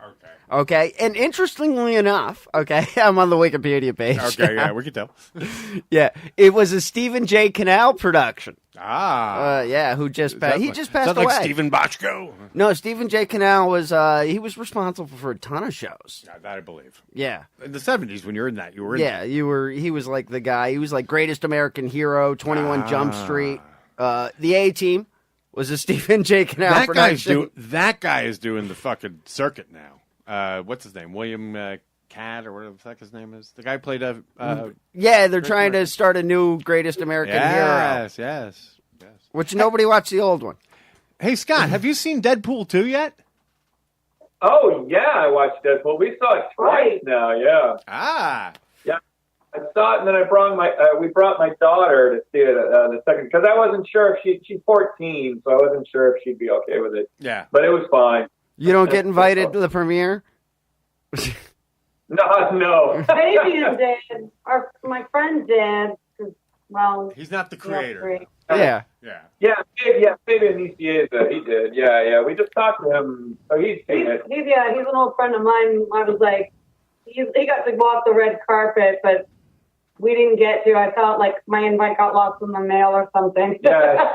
Actually, it's funny. Mark Bernardin, who's another one of Kevin's co-hosts. He hosts Fatman on Fatman, or Fatman on Batman. Sorry, just Freudian slip.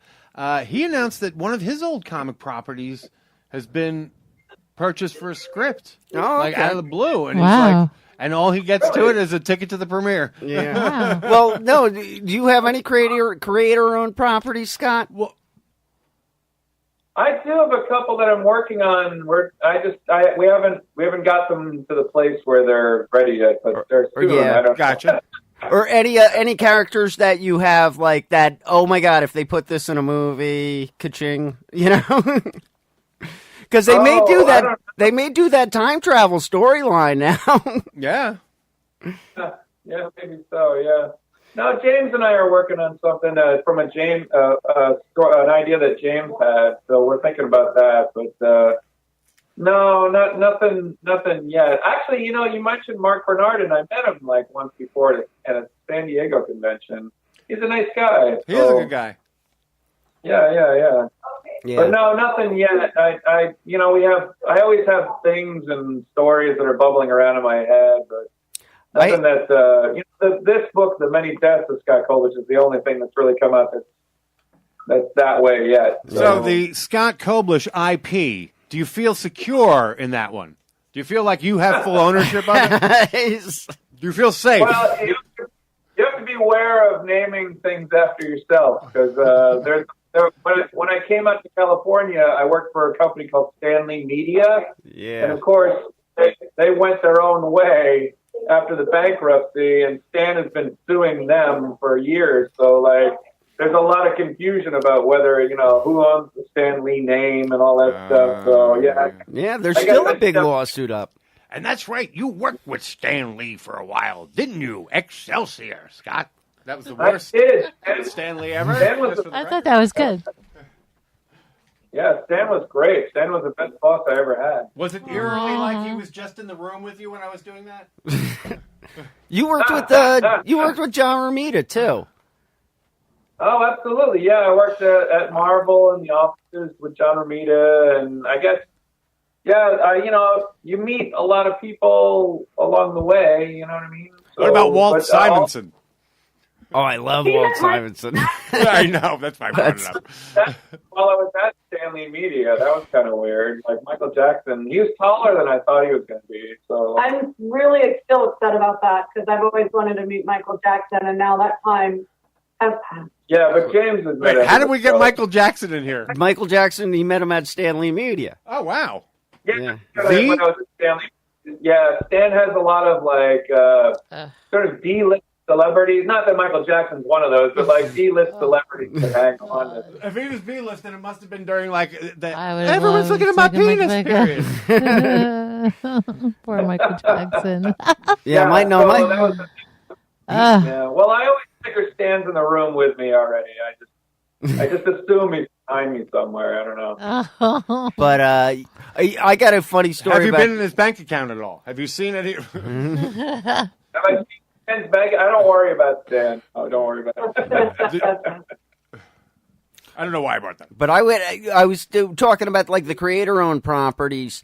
I went to the Baltimore Comic-Con one time, and it was very early on, and I went and I met Robert Kirkman.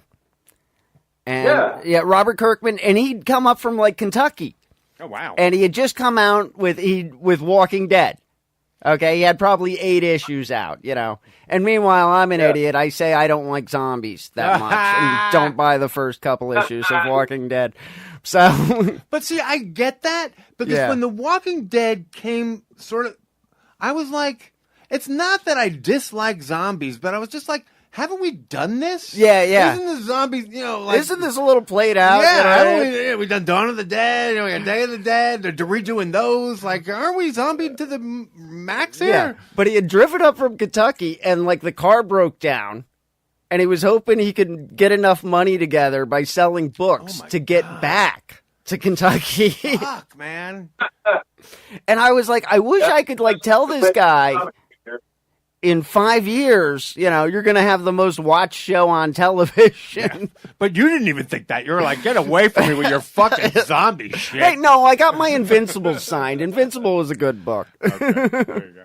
Which they're optioning that one, too. Yeah. Well, that's what happens. Look at what's his name? The guy with the... God. Kevin's working with him now. The guy from England. Which one? There's a lot of them. Grant Morrison? No, the other one. Mark Millar? That's him. Oh, okay. Thank you. Yeah, he's doing a Hit Girl book. Oh, are they doing a Hit Girl? Yeah. Kevin's writing it. Yeah, why not? Everything Mark Millar writes gets made. Yeah, it really does. Like into a movie. Like, he has a Netflix thing. He has an old Netflix media group now. Yeah. And everything. So I think they should make Chosen into like a mini series. Did you read Chosen? I have not. It's about like a kid that they think's the second coming. It was like a really cool little book. Wow. Yeah, it was a good one. Great idea, yeah. Huh. All right, we want to take a moment to talk about Death Wish Coffee. That's right. Ladies and gentlemen, do yourself a favor and get over to deathwishcoffee.com. And there you can buy the strongest coffee known to man without a prescription. The world's strongest coffee ever. Yes, as proudly displayed on my wife's sweatshirt over there. Yes, on my body, on my mug, yes, on my K-cups. Yes, and you'll know them by their telling sign of the skull and crossbones that tells you good. Exactly what you're in for. That used to be the international symbol for poison, but now it is the symbol for good damn coffee. It's awesome. Without milk, with milk, you don't really need it because it's strong. But not bitter? Not bitter. So you don't even need milk. You don't even need sugar, but you can add it if you'd like.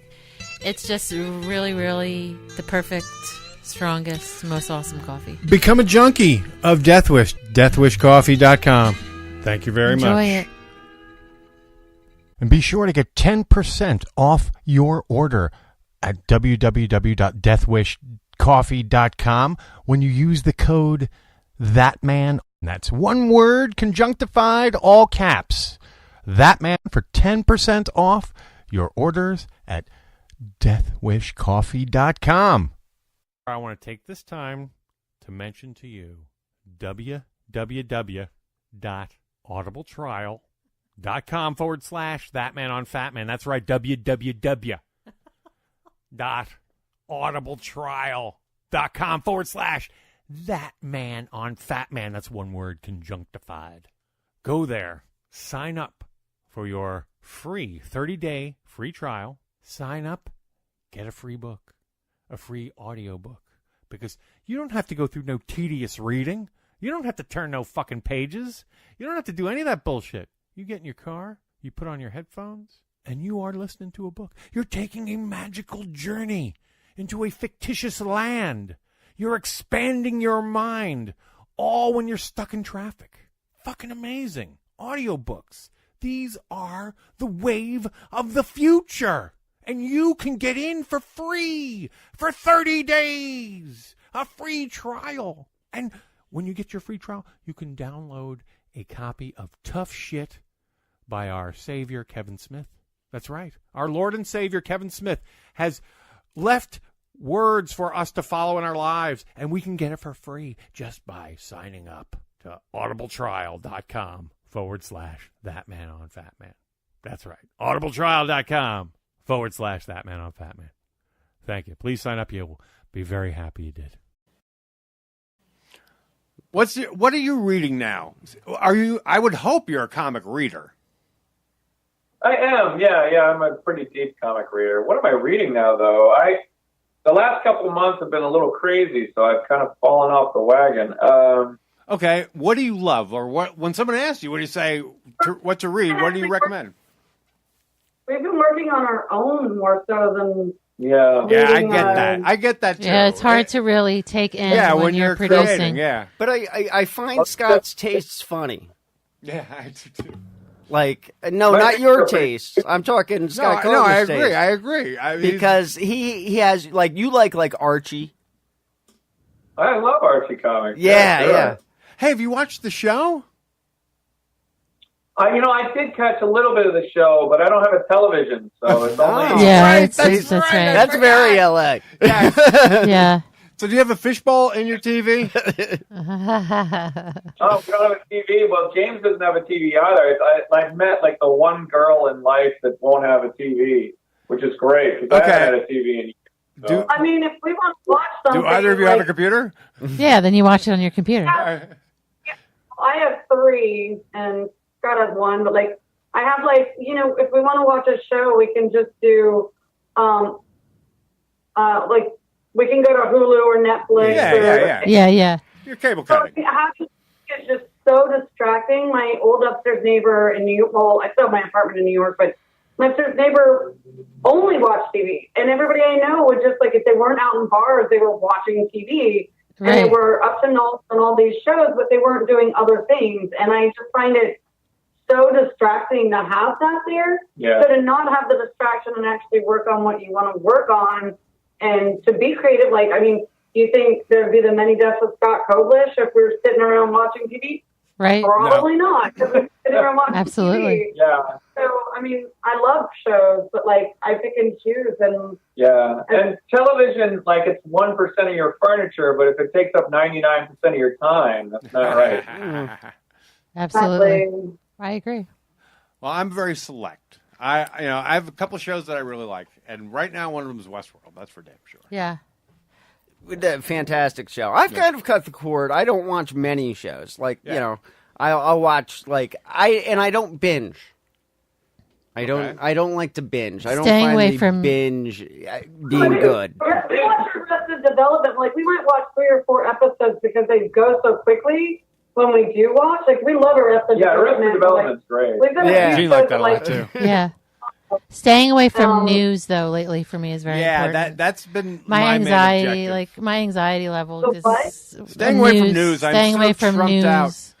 It's so horrifying. I listen to NPR a lot. I like NPR, but I do not watch the news because the news was made to make you depressed. I swear to God, I think it's like a conspiracy theory. Let's get everybody depressed on antidepressants and Prozac because the world seems so much more messed up. I'd like to hear about this super they saved this deer from a fire and that this dog got saved or we saved Timmy from the well. Instead it's always Timmy fell in the well and died. He broke his neck and was down there for 7 days before he was found. Or I don't even know. It's funny. Netflix actually just started a show as kind of the idea is to kind of counter that there are news stories out there that have nothing to do with Donald Trump. There's news and things that are happening that have nothing to do with it. Right. And so check these out. And the first one was about monogamy, which was interesting, and therefore about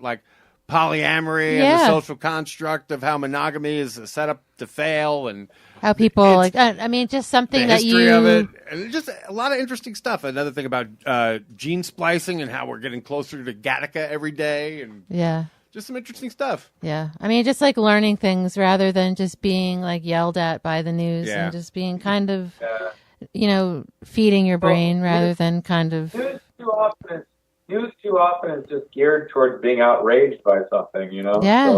So, And fear. It's very fear-based. It's very fear-based. Yeah, I'm not trying to the political aspect of it, but I mean, let's just talk about everything that, like, I mean, apparently Hillary Clinton she's murdered thousands of people, and I mean, yes. I at this stuff. I'm like, oh, so somebody went hiking and he had an accident and fell in a river, but obviously Hillary personally murdered him. I mean, Oh my God. some of the stuff you read is just like, what? Like, yeah. my mom, The mental Never leaps and bounds that you have to. The worst part is when you get like, you have that one friend and you're like, oh no, they went over to like that side. Again, but it's like, I remember The Simpsons. The Simpsons had a great joke. We want to drill for oil in Teddy Roosevelt's head. And back then, that was a joke, and everybody thought it was funny, and everyone like laughed at how ludicrous the idea was. Yeah. Now it's like, sure, let's drill for fucking oil in Teddy Roosevelt's head. What's wrong with Why that? That's what we've actually gotten there. Yeah. It's amazing to me how stupid Americans have become. oh, we're the big laughing stock of the world right now. Like, I mean, when I talk to friends in other countries, all of them are like, how do you have such a stupid president? Like, You know you have a Russian spy in the White House, right? You know you have a Russian spy in the White House. It's horrible. You know what? I had to have a job interview with Sweden the other day, and I was really afraid they were going to ask about that. What do you think of the Trump? Like, I was afraid they were going to, like, you know. well, all my friends Do you have your in papers? Argentina- Argentinians have their own, like, political issues right now, and theirs were pretty bad, too. But they're like, oh, absolutely. how do you, like, admit to being American right now? And I'm like, you've got really severe political issues going on yourself, but yeah, it's really bad that this is more embarrassing. Like, Yeah. oh. That's right. You guys probably seen a lot more ice action down there too, out there. Yeah. Yeah.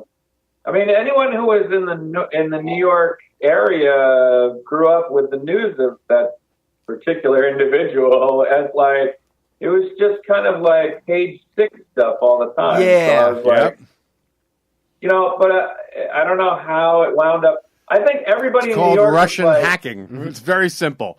Russian hacking. Well, I think everyone in New York was just like, please, this guy's not serious. And then everybody else in the rest of the country was like, they're all from New York. Yeah, they're cultured. They don't know what they're talking about. Crazy. Yeah. I remember reading the newspaper on the train when I first moved there. I would get the Post and the Post and the Daily News. Yeah. I wanted to read, the basic news, and then page 6, of course, I wanted the gossip, but I wanted the comics and stuff. That all slowly went away. The horoscopes went away. It just became all like, oh, here's your miniature page 6, and then it's all page politics. 6 now. Yeah. Right. Well, maybe rightfully so when you have a Russian spy in the White House. Yeah. Keep going back to Russian spy in the White House. It's all went south once Liz Smith passed away, or Cindy Adams. When Cindy Adams stopped writing her column, Who would have thought? It's not even the fact that we have a Russian spy in the White House. It's the fact that nobody in Congress gives a fuck.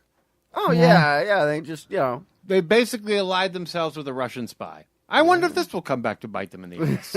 It's weird. Yeah, I don't understand why suddenly the Russians are our buddies. So I don't know. I don't know either. It's all like for Antarctica. Yeah, I mean, look at history.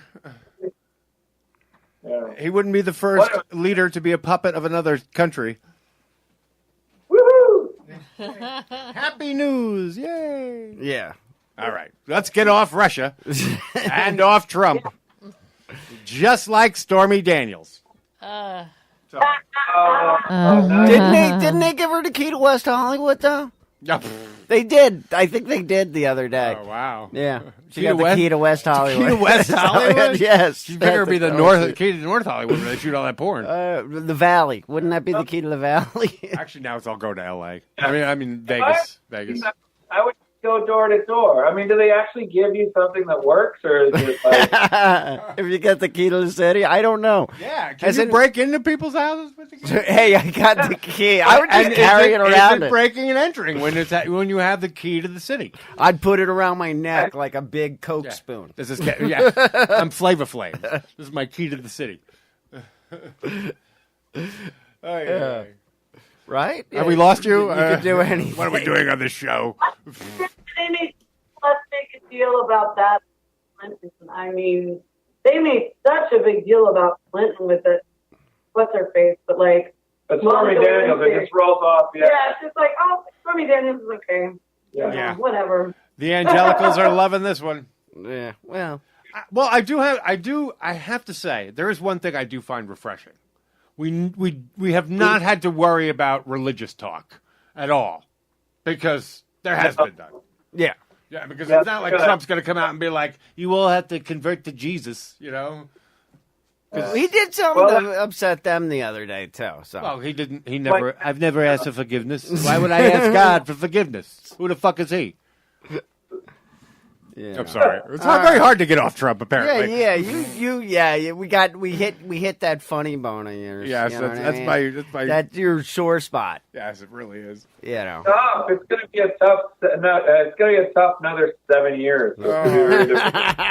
No, you're incorrect. He is president for life now. Oh my God! Just no. like just like the guy in China I can't now. hear any of it. No, I won't accept that. Yeah, you know what's ironic about all this? I remember all these assholes who used to tell me how they would kill Hitler. Where did they all go? They would kill baby go back Hitler? in time. Yeah, all the baby Hitler killers. All the Where baby- are all those wise-ass They motherfuckers cut that now? out of the Deadpool movie. Did they? Yeah. I they thought it cut was in it. They cut a killing baby Hitler scene out of the post credits. Wow. Yeah. What? Why would they cut it out of there? Hitler jokes are always funny. Yeah, but somehow it offended the It was Fuhrer. a killing baby Hitler bit that they'd cut out of the post credits that they were gonna. I bet you that's put exactly why. Because that fucking killing baby Hitler thing is a parallel. Wasn't there a baby Hitler joke in the movie? No, I don't think In Deadpool? No? I don't remember. I There's a thought there lot of was. jokes. It's densely packed. But yeah, There's a lot of great. There were certain things Scott missed on some of it too that were just like. I did. She was like, "Oh, did you see Stan Lee in there?" And and there's like, what'd you say? There was something written "smile" on his. Oh yeah, the gun says "smile" on Cable's gun on the tip. It says "smile." It's like little subtle things that were just really, really funny. Yeah, it's a great movie. I was happy. I loved it too. I just saw it for the second time within like a couple days. So yeah. Well, I enjoyed the pegging scene in the first film. Oh my God! Yeah. So what's Scott? Are you working on the new Deadpool series? Are you going to be? I'm working on Amazing Spider-Man: Renew Your Vows for a couple months, and then I don't know what'll happen after. I think she'll be back on Deadpool. Yeah. I'm usually right, so. Who's writing? Who's writing the Amazing Spider-Man? It is Jody Hauser, so yeah, we're very excited about it. Okay. Do you have any like dream projects that you would like to do? Are you exclusive to Marvel? No, I'm freelance, so I can pretty much do anything. Like James and I are like thinking of doing some stuff together. But yeah, I would love to do like. I mean, for me, I'm a big Legion of Superheroes fan. So I was gonna say that. And you can draw crowd scenes. So crowd scenes, but the thing that James and I are working on, like I'm really looking forward to that. So. Yeah. Because James came up with the idea, so we're wrestling it down onto paper now. So because Legion of Superheroes is a very like a diverse book. It's very crowded with very many different superheroes. Yes. So it's like that would be spectacular. I think. And that's a DC project, I would assume. I got a soft spot for them too.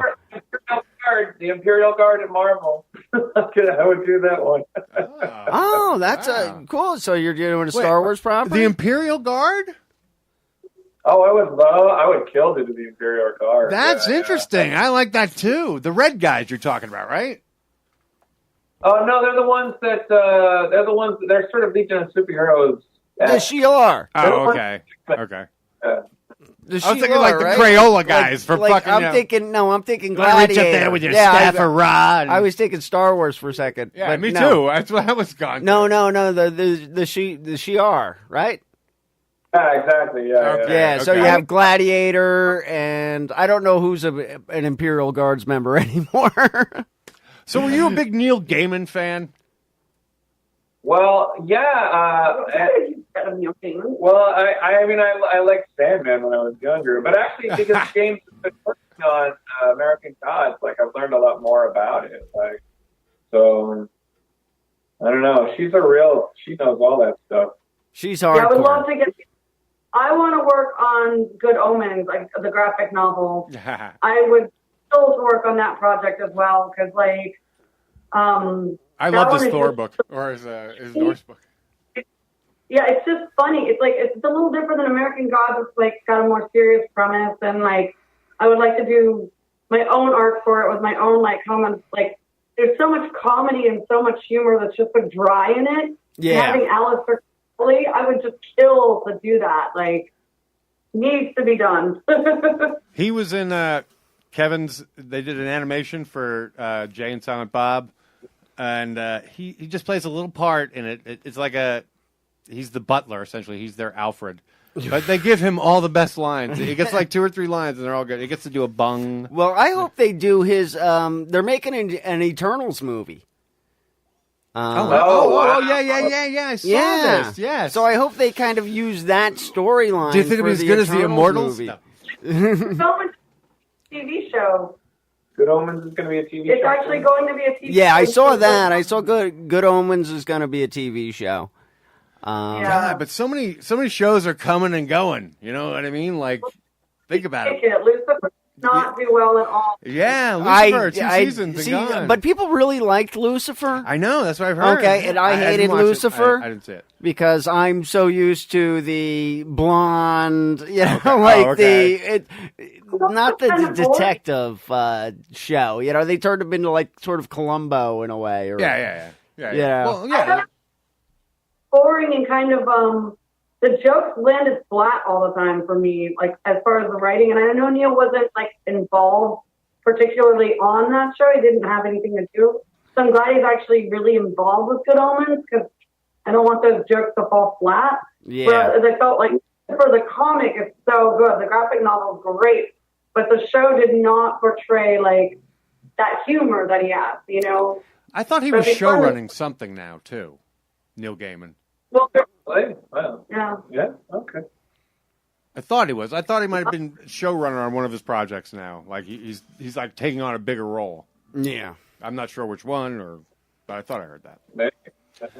Neil Gaiman? Yeah, he's taking on like he's Good Omens. He's full on set when he's there. Okay. He wants to be for that because like what happened with Stars with American Gods, he wasn't very present for it, and they deviated a lot from the story, the original story. And I think that he doesn't want that to happen with Good Omens.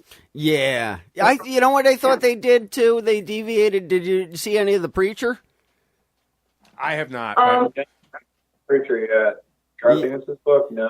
Preacher, they deviate a lot from it, but I think they lose like a little bit of the humor from it.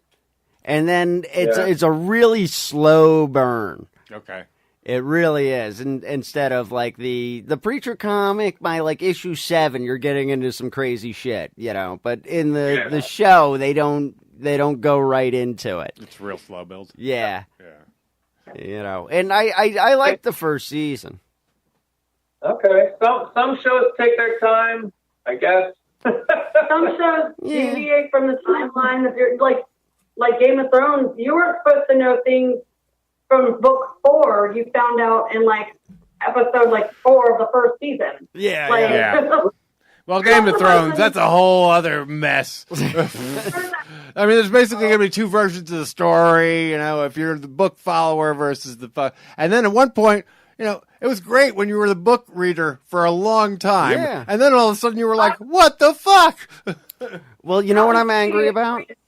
Right. A new book. I waited 7 years for that last book. And I was Yep. like, oh my God, is it going to happen? It doesn't matter. You watch the show now. You know what I'm angry about Game of Thrones is they took away my smug sense of satisfaction. Yes, exactly. Like that, I Yes, was like, I know. read the book, motherfucker. I'm ahead of you. Yeah. Well, I already know. I guessed it right, though, with Daenerys and Jon. I was like, knew the whole time. I was like, I know what's going to happen. I know what's going to happen. Now, I don't know if the book is going to stay the same, but I was like, knew it. I told friends years ago, and they were like, holy crap, you actually called it. And I was like, it's the only thing that made sense. Yeah. Again, like here's what sucks about Game of Thrones, and it's not really Game of Thrones' fault, but it's like now anytime I go into a movie, I cannot fucking trust any of the main characters. I'm always looking for the mole now. In any story, I'm looking for the fucking turncoat because I just feel like it's inevitable. Varys, you're like, who's actually on my side? Littlefinger? Yeah, it's only a matter of time before I get stabbed in the back by one of these motherfuckers who I like. Yeah. Sure. Yeah. That's new TV. Reaction was Fred Wedding when they didn't read the book. It was like, well, if you'd read the book, you'd have known what was coming. Yes. They were just like, oh, can you believe what happened? Well, yeah, it's already happened. Years ago in the book. I think my favorite reaction was the Red Wedding stuff. Like the people who didn't read it. You know? Yeah. They were fucking taken aback. People were shocked. It was like, well. That's awesome. Well, when you cut open the pregnant woman's throat right on TV. Yeah. Just send a message. Well, it's funny. There's spoilers, and then there's spoilers. My daughter's really into that show, the play Hamilton, the musical theater Hamilton. Okay. Yeah. And listening to different songs, and at some point, like I was like, oh well, do they get to the point where Aaron Burr shoots Hamilton, and she's like, what? And I was like, oh my God, it was like a 200-year-old spoiler. I was like, Aaron Burr shot Hamilton. She's like, what? Is it not in the play? I don't know if you know this, but Titanic at the end it sinks. I don't know. I don't want to ruin the movie for you. Is it really not in the play? What's that? Is it really not in the play of Hamilton? It would have to be. No, she was listening to different songs, so she wasn't listening to the whole thing all know the together. story yet. Oh. Yeah, she didn't know the story really. Well, you know, no matter what, he died, right? It was like 200 years ago. Have him killed by Burr, because Burr's in some of the songs, you know. So. Yes. Her reaction was priceless. It was just pure shock. Like, what?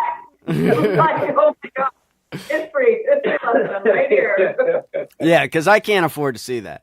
So, Yeah. like, Me either. And it's not even the original cast, and I still can't afford it.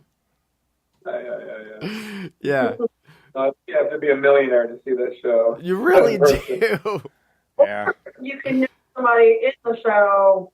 Yeah. But, yeah, one of my friends was, like, really good friends with him in high school and had front row center seat tickets. I was like, what? How do I get tickets? Oh, I can't. Actually, you know what? Bob Hawke, he sees everything. Oh, yeah. He sees everything. Like, what was the show we were like, oh, this show was just, fucking the play with... Iceman Cometh? No, with, what's his name? That's with Denzel. Captain America, where he grew a porn stash for it. Oh, yeah, I can't remember So the we name were of like, it now. it's like a limited 2-week run with Chris Evans. Or Chris Evans. No, it's more than 2 weeks. It was Chris Evans. Who else? Who was the other actor? Another It was big Michael name. Cera. Yeah, Michael Cera. And we were like, so we were just seeing Bob, and we were just like, I don't know, have you seen it? He's like, of He's course. already seen it already. Yeah, It he's was already out. seen it. It was like done. He was probably there like the first week it was out. Exactly. He was Mr. Theater. So. Yeah. There's always one. It just takes so long to get in there. Like, I'm like, Yeah. Not for Bob. Yeah. He's in and out. Yeah. He's like an In-N-Out burger. yeah. He's a good guy. Yeah, Lobby Hero. That was the name of it. Oh, okay. Lobby Hero, Lobby yes. Was the name of it, yeah. Yeah. It's a revival. Is it still out, though? I don't know. I think It it was, might no, it still was only be. supposed to be like a 2-week run or something. No, it would never be that short. I mean, I'm sure. Yeah, they usually do like 6. Okay, Yeah. well, Or Yeah. something like It's that. at least a couple Let's months. see. There you go. And that was in February, so yeah, it ain't around anymore. I'm just glad you get to say I mounted a show. So, but yeah, I'm not like what was the last? I think Book of Mormon was like the last one I saw. That was like a year ago. That's true. That's actually true. A director in plays mounts and leaves, and then it's the stage directors. So okay, that wasn't an inappropriate joke. Gene gave me the No, dirty I just eye. I'm lost. Yeah, but I'm not a Broadway person. There you go. But neither am I. Yeah. Good. Like As Monty soon as I Python, open- and the whole Monty Python was excellent. I don't know if you saw that one. Agreed. It was on Broadway. We saw that with the original cast. We were lucky there. Oh my god, that was so Had good. an arm and a leg back then. Yeah, I saw the Spam a lot. Yeah. I saw Spam a lot, and that was good. And but I have to I don't know. It's The Book got to of be Mormon's funny. good. I don't want to go see. The Book of Mormon was The good. Book of Mormon was great. good. See, it's funny. Yeah, Avenue exactly. Q Exactly. is funny. Which Yeah. one's that? You never saw Avenue Q? No. With the puppets? No. No. With the That's it's probably like, when I was it's living in like- Virginia. It's like Sesame I Street. saw it, and it was off Broadway because my friend Stephanie was the lead, Oh, and her wow. Wow. voice is Piggy, and they gave me they offered free tickets to go, and I was like, I don't know, this is with puppets. I'm gonna be stupid. I didn't laugh. There was like less than 100 people in there. I've never laughed so hard, and like seeing it just blow up and seeing it on cabs everywhere, and knowing that I saw it in such a small, tiny venue, amazing. Such a good one. Yeah. That one was great. It is great because, and also a lot of people that are in the show are like former children's television workshop people and, former Right. Jim Henson people that are doing the puppets as they're singing. So it's really cool. Stephanie did that. Hey. She was one of the first, she was the female lead, like the main female puppet, and she was just so excellent. Like, I really did not expect to like it. I thought, it might be really bad with puppets. Well, as two people in comics, I guess it would be really remiss if I did not ask you guys, have you seen Avengers Infinity War yet? Yeah. And- I loved it. Yeah. Loved it. Okay. We have our own theories on what happened. I think it's brilliant. I like that they ended it the way they did and made people wonder and it made people sad because it can't always have the happy ending. It's like Avengers. Oh, boy. Yeah. So- I will say this. The black community was very angry. Okay, I'm going to give you my theory though. When I saw, I'm not a kid anymore. So maybe when I was young, I would have been like, what the fuck? But now I'm old enough to know that, they're coming back. Yeah, well, if I was 8, I'd make my mind would be broken. Yeah. Knows what he's doing. He's got a plan. Why would anybody be upset? I mean, everybody's going to be in the next one. I mean, come on, Rogue One every time. Let's be upset with that. But no, let's talk about the Avengers dying. Yeah, no one's coming back at the end of Rogue One. That is true. Except for that Princess Leia girl. Because I was thinking about, while I was watching Avengers, I was like, if I was 8, this would be the most fantastic movie I've ever seen in my life. This would be, this would be Empire Strikes Back. Yeah, definitely. Which Definitely. Empire Strikes Back, when I was 8, shattered my fragile little mind and just, the first time I saw it, I enjoyed everything, but I would have liked to have known that it was like a cliffhanger ending or that it, a down ending or whatever. I wish I would know. I've known that better because that kind of left me what the fuck? That was weird. It's why isn't the story wrapping up yet? You know what I mean? You kind of knew it was going to wrap up. I was like, wow. Oh, I guess Thor's going to hit him, and then that's going to fix everything. And I didn't realize it was going to be a two-part. Yeah, my only issue was we didn't get to see the destruction of Xandar. Yes, I wonder if we're not going to see that in the first one, in the next one. If they'll flash back. And there's plenty of space movies that might cover that. I mean, depending on where Adam Warlock is. Yeah, it's true.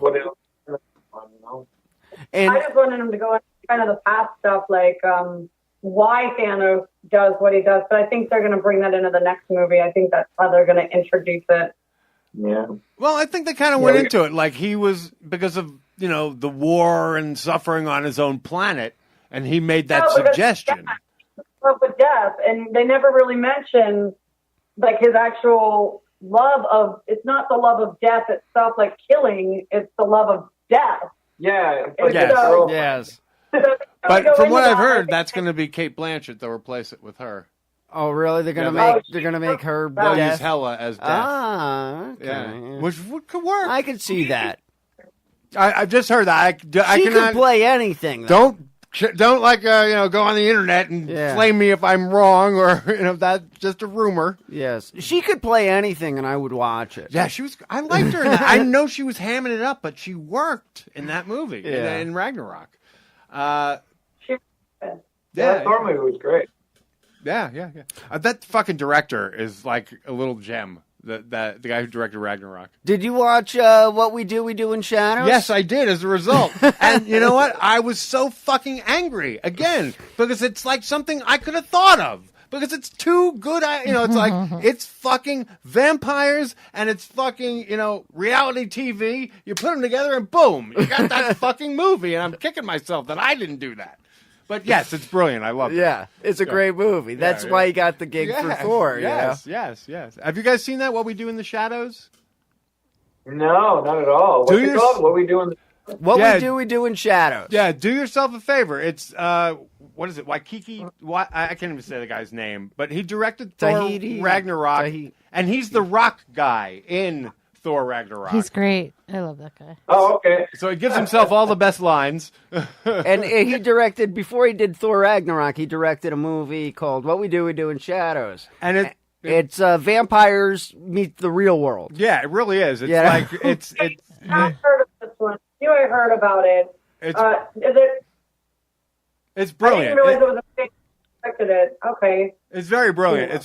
It's very good. But the whole time that is true. I kick myself because it's like Jermaine Clement's in it. That you just go, why didn't I think of that? Because it's so fucking simple. Yeah. It's the real world and fucking vampires. Boom. That's genius. Yeah, he's got a great sense of humor. Yeah, he really does. But my theory on Infinity War, I'm going to give you my theory. Okay. Okay, about the end of Infinity War. Gamora is in the Soul Stone. Okay, none of that matters. Okay, the people that disappeared are the people that are going to live. Oh. Okay. And the people that didn't are going to live. The people that didn't are gone. You know what I mean? After the next movie. I disagree because of Tony. I think he's dead. Tony Stark. No, because Tony's Tony Stark done. is required to save the day. That's why No, Doctor Strange Loki saved his died. ass. Because he went Loki forward in died. time and saw the end. He knew he needed Tony Stark Well, he's to going win. to be in the next movie, but he's going to be. You're not going to have the Captain America. You're not going to have Tony Stark. You're not going to have after that, post Infinity War 2. Oh, that I would agree with. Okay, you're not going to have. So everybody that disappeared is going to be post Infinity War 2. However, there is a slated Captain America movie, first Phase 4. So okay, I wonder if it won't be him. I think he's done. Yeah, I think so he's too. done. From what I understand, At least I hope his beard is. Soldier, yeah. He's in 4 too, because they already shot 4. Okay. Or Avengers 4. Yeah. So he will be in that. But that's my theory on that's a good one. Infinity War That's is that interesting. all those people are going to be post Infinity War. So that's why you're going to get the Black Panther sequel. You're going to get you're going to get another Spider-Man. That's already you're gonna fucking get signed and done. So, you're going to get another Doctor Strange movie. Now, the only one I'm worried about is Rocket Raccoon in Guardians of the Galaxy. I know. That one hurts if that's true. And So- did you hear that? I don't know where I heard this, but when he said "I am Groot" at the end, it was translated to "Daddy." Yeah. That's Which pretty, I thought he would say "Dad" to himself. Yeah. What does that mean? Oh, the implications there are gross. Because Groot's that's asexual reproduction. So Groot's essentially his own father. That's true. You know what I mean? Unless just from a biological standpoint. Groot says what at the end? Well, I've heard he says "I am Groot" to Rocket, But from what I've heard, there was a translation. Someone saw it that he says that translation of I am Groot at that moment is Dad. Yeah, that's what James Gunn said. Yeah. Oh. I think he's trolling everybody. Yeah. That is kind of cute. Well, I was just I really enjoyed the movie too. The first time I saw it, I wish I had known the ending, and the second time I saw it, knowing the ending, I really was able to soak it in and dive in more. Yeah, see, I don't like, and it really was the story of Thanos. I don't even watch previews anymore, hardly. Yeah, I'm kind of with you. Like I like to go in as cold as is possible. this movie coming out? I'm gonna go. Am I going to buy a ticket to it or am I not? You know what I mean? I kind of decide that, Yeah. when I see it or if I hear something. I like going in more cold. You know what I mean? I used to have to know everything. No. I hate that. I want to not know anything. Yeah. As much as I can not know. Because then you're totally cold. Then you can let the movie do its thing. Yeah. I agree. And trailers are getting overly revealing. Where we have to explain the whole movie in the trailer. Okay, here's an interesting question I'm going to ask you guys in the geek world. Where do you guys stand on the latest Star Wars film? Oh, let's see. Well, yeah, because I liked it a lot, but I was really kind of cranky that Luke passed away. Like, I didn't understand why we had to do that at all.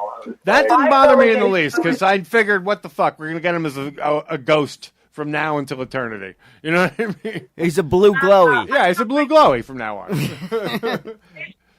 into his actual story. Like, he went over to this island, and he was training Jedis, but what about that time in between? There was a lot of time in between they never went. I'll be honest, I had fucking way too many problems with that movie, and I think that, like... Thank you. Put it up. We need... And originally, it's all the director and the writer, because he both wrote and directed it, so no one else can be blamed but that guy. Well, all right, so Snoke, what's the... All right, where the hell did Snoke come from? Where did Snoke come from? He looks like he's Exactly! What the fuck? I don't get it. He's dead before we even know who he is. He took over for the Emperor. How did this happen?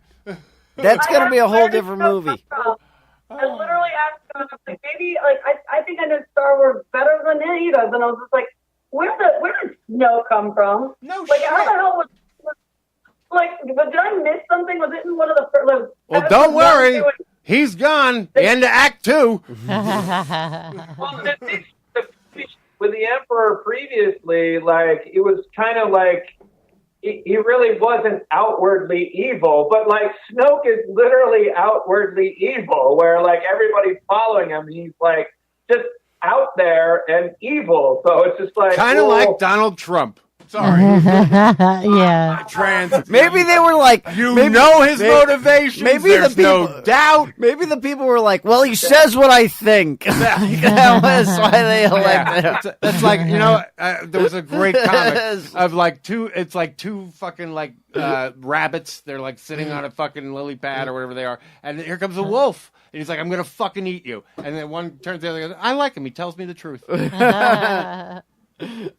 So that's why Snoke became Emperor. Yes, because he's going to fucking eat you. I didn't like how Snoke just appeared out of nowhere. I didn't like how they didn't go into the backstory of, there should have been more backstory with Luke. They just threw him in there. It's like, oh, here's what happened, da-da-da-da-da. Okay, why was he training all these Jedi? And where did they come from? How come, He looked mysteriously like Steppenwolf as well. But funny, Scott missed a major part of the android. So the kid is sweeping, or he's so he's told to sweep, and he gets the broom, and after the movie, Scott's like, I don't understand why they showed that scene of the kid sweeping, and I was like, he used the force to get the broom. I just thought we're watching this kid sweep up, he's we're done with the movie now, we're sweeping up, and I was like, why are we watching? That's so funny. Yes. I thought it was some meta commentary where they're like, "Okay, movie's done, move along." I thought they just fucking said, "Fuck it, we're just putting a toy commercial right at the end." Yeah. But I didn't know. I didn't catch. I was looking away or something. I didn't catch the fact that he used the force to grab the broom. Like I was like, I don't even know. I was like, why are we watching this kid sweep? Made no sense. It's gonna turn into Singing in the Rain or some shit. It's like the end of Blazing Saddles, Yes, where exactly. they break through the theater. they break through the fourth Yes, wall. exactly. Everybody And here comes the ships. Everybody punches their card and checks out. Okay, Like, here's another thing. Have we ever heard of a Star Wars ship ever running out of fuel? Well, it's like a slow motion chase. Yeah, I was just like, yes. Where the fuck was OJ? I saw that Battlestar Galactica already. You know what I mean? Everybody Like, said that too. They stole the story from Battlestar. Exactly, yeah, where they can't port away. Like I was just like, man, I saw this already. Like, why are we relying on this? I just that was the second episode of Battlestar Galactica. They didn't even get to the end and realize it sucked. Did you enjoy? Did you enjoy Leia's new spacewalk power? No. In unison. Nobody does. Why not just kill her there? Like I don't understand. Exactly. That was my problem with the whole movie. So much fucking ambivalence masquerading as like neutrality. Like there was this whole neutral force thing they were trying to play with, but no, it all came off as ambivalence. Now, tonight, the Solo opens. Oh, yes, that's right. So we have our ticket for We're Sunday. going Sunday. Yeah, we have our ticket for Sunday. Okay. That, to me... Right? What? Is that tonight? That starts tonight? Yeah, usually tomorrow. the premieres on Thursday. Officially opens on Friday, but a lot of people could see it tonight anyway. I would love to see it tonight, but I didn't even realize it was out tonight. Okay, I shouldn't know that. It's okay. I don't think I'm going to... I think it's going to be the movie. It's going to be the movie instead. It's funny, too, because like they've been releasing these in Christmas, but this time they definitely went for the summer thing. You know, they're going for the May release. Yeah. The But kickoff. They're trying to do each season with something. I mean, they've got the Rogue One. They did the Last Jedi. I think they're trying to do like more of a franchise where it's going to be seasonal because it's a money maker. You're never going to meet a bigger Star Wars fan than me. Like, I am a huge Star Wars fanatic. So I like telling you that I really kind of didn't like Jedi really sucks. Are you into Rebels? Do you guys follow Rebels at all? What's that? Are you guys into Rebels? The TV show, The Rebels? I actually haven't watched it. I want great. to, but I know It's great. I will binge. Unlike Clone Wars, which there are a lot of mixed feelings about, you'll really enjoy Rebels because they do a lot of cool stuff. They consciously try and put stuff from the past into canon, that would otherwise have disappeared. And what we found out, I'm sorry, the actual show. Yeah, by putting things into the show, it essentially is it's canon then. So that's awesome. Yeah. So they've done things like, do you remember there was a toy when we were kids? It was the Troop Transport. It was basically selling a voice activation unit that they could put in the toy. And it really didn't exist in the movies.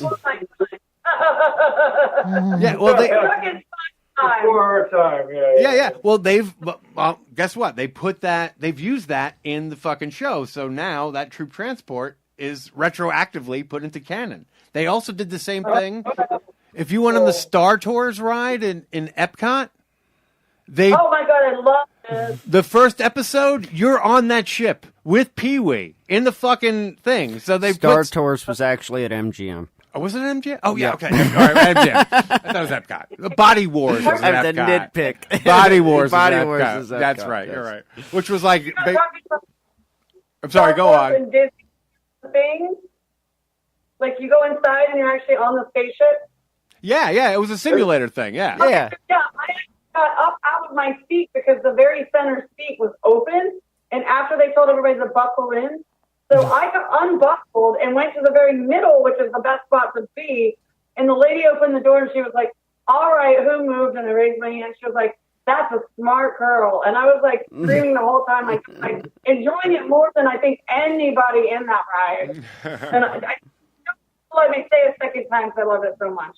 Well, in the very first episode, they make that ship canon by putting it in the episode. So, and there's some other stuff too. Like if you were a fan of the Timothy Zahn Star Wars series, they take that blue guy. Yeah, Thrawn. Thrawn. So he's in. So like, whereas he would have basically been gone, from canon, if you will. So yeah, they do. And we also found out when Brian Lynch was on the show a few weeks back, we got talking. We found out that his wife is one of the co-creators of the show.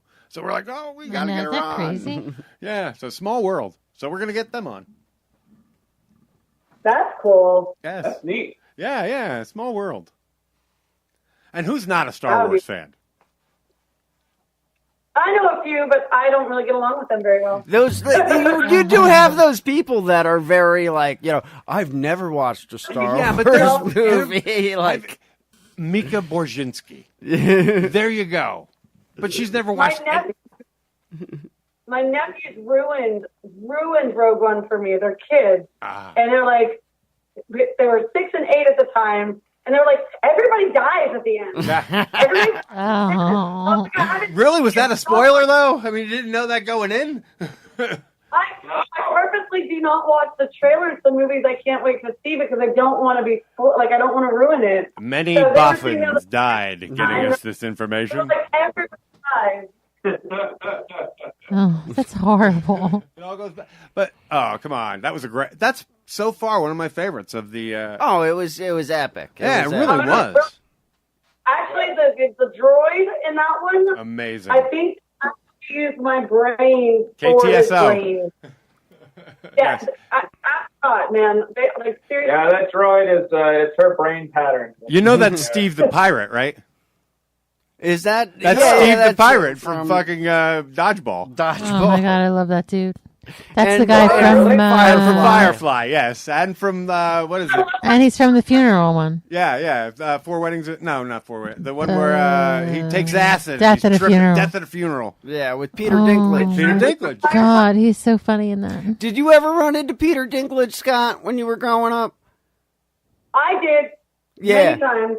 I used to... Because he's from Madison. I used to work at the movie theater. In Morristown, and he used to come in all the time. I was like, I think I used to party with him, man. You didn't know that. I never remember it. I lived in Williamsburg when I first moved to New York, and I used to go to the same coffee shop, and I've had conversations with him. I actually know his wife very well, too, who is, she's a Broadway. She does Broadway shows in New York, and he's like the most real cool guy you will ever meet. Hey, he's a giant dwarf. That's all I know. He's in amazing. Infinity War. Oh my God, when he came, I love know is that if anybody can pull off any part given, it is him because he has nailed Tyrion Lannister better than I could ever imagine. Although he's actually too handsome for the role of Tyrion Lannister. Yeah, if you read the book, he's he supposed should to be missing a hideous. nose. Yeah. And he wasn't pretty to begin with. Yeah. I think he did it. I think he nailed it. I did say I thought he was a little too pretty at first for the show, but man, he plays that part so well. I don't think you could find a better actor to play that part. What's her name's is in a movie now or something? Fuck. What? Amelia. Yeah. The dragon, dragon. Yeah, she's in something. I see he's not a big Game of Thrones fan. I can't remember her name right now. Forgive me. Daenerys Targaryen. Yes, thank you. Mother of the unburned. Mother Dragons. Mother Dragons. There you go. If you can't do the whole thing. The blondie girl. There you go. If you can't do the whole thing. Yeah. Yeah. There you go. Yes. But I forget she's in some. She's always it's comic booky too, though. That's the thing. I was like, oh fuck. She's in that? I don't. Fuck. Comic book, yeah. Yeah. Well, it's not. Well, I know what it's not. My brain shot. It's not Deadpool. She did a really great movie, Me Before You or Me Without You. that didn't get a lot of attention, but actually was really, really funny. And really cute. I mean, it's sad too, but it was a really great movie. She's in the Star Wars movie. That's what it is. She's in fucking Solo. What a bunch of dummies we are here. She's in Solo. Yeah, she's in Solo. See, here's what this is really fascinating me, because I've always thought that the Solo project, I mean, how could you fuck this up? You know what I mean? This is like, how can you fuck this up? And then they get Ron Howard to direct it. So, and then I'm like, it's being directed by Ron Howard. But it How wasn't. Are they gonna fuck this up? It wasn't originally. No, it was originally being directed by the guys who did the fucking Lego movies. Yeah. And apparently they had too much of a sense of humor or something. And, Yes. you know, it didn't line up with Miss Kennedy. Yeah. And so she fired him out of there. And but they say this is more of like a heist movie. If you go in, think of it as a heist movie, you're gonna really enjoy it. All I know is they may as well call, from what I've heard, they may as well call the movie Lando. Yeah. Well, because I've gotten to the point where I'm not as invested, like in. I've sort of stopped letting myself be very invested in the minutia of continuity. Yes, yeah. I'm okay. Yeah, but spacewalk, you know, like flying invisible spacewalks from nowhere. Those those are continuity that I cannot. You know, those are continuity points I cannot ignore. But like, you know what I mean. So it's like I'm willing to overlook this little thing here. Did we lose these guys? All I'm thinking about is Me Before You. Did you run see that out? movie? No, we're still here. With Amelia Clark? Did you see the movie Me? No, Are I you have guys not. still there? Yeah. Can we still hear you? We're here. Okay. Yeah. I was worried because my phone like showed a blank screen. I'm like, did I lose my battery? Because even before we went into Star Wars, she had mentioned Me Before You, and I love that movie. Oh yeah. And she takes care of the man, like takes care of the second man. Nobody's heard of it. It's so sweet. It's so sweet. I watched it with my daughter, and it was very, very sweet. It's a good movie. So it has, apparently there are feels in it. So Very feely. It's very feely, but it's sweet. It's cute. It's like quirky. It's funny. Yeah. it's the reason Netflix She's was adorable in invented. it. Yeah, she's adorable in it. I'm a big fan of It's Amelia like The Clark. Fault in Our Stars. We'll go to Oh cry. my god, no, that was gut See, wrenching. I'm lucky. I don't have to watch any of those.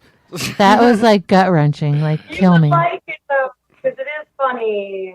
Yeah. Yeah. Okay. Well, I'll put it in the mental.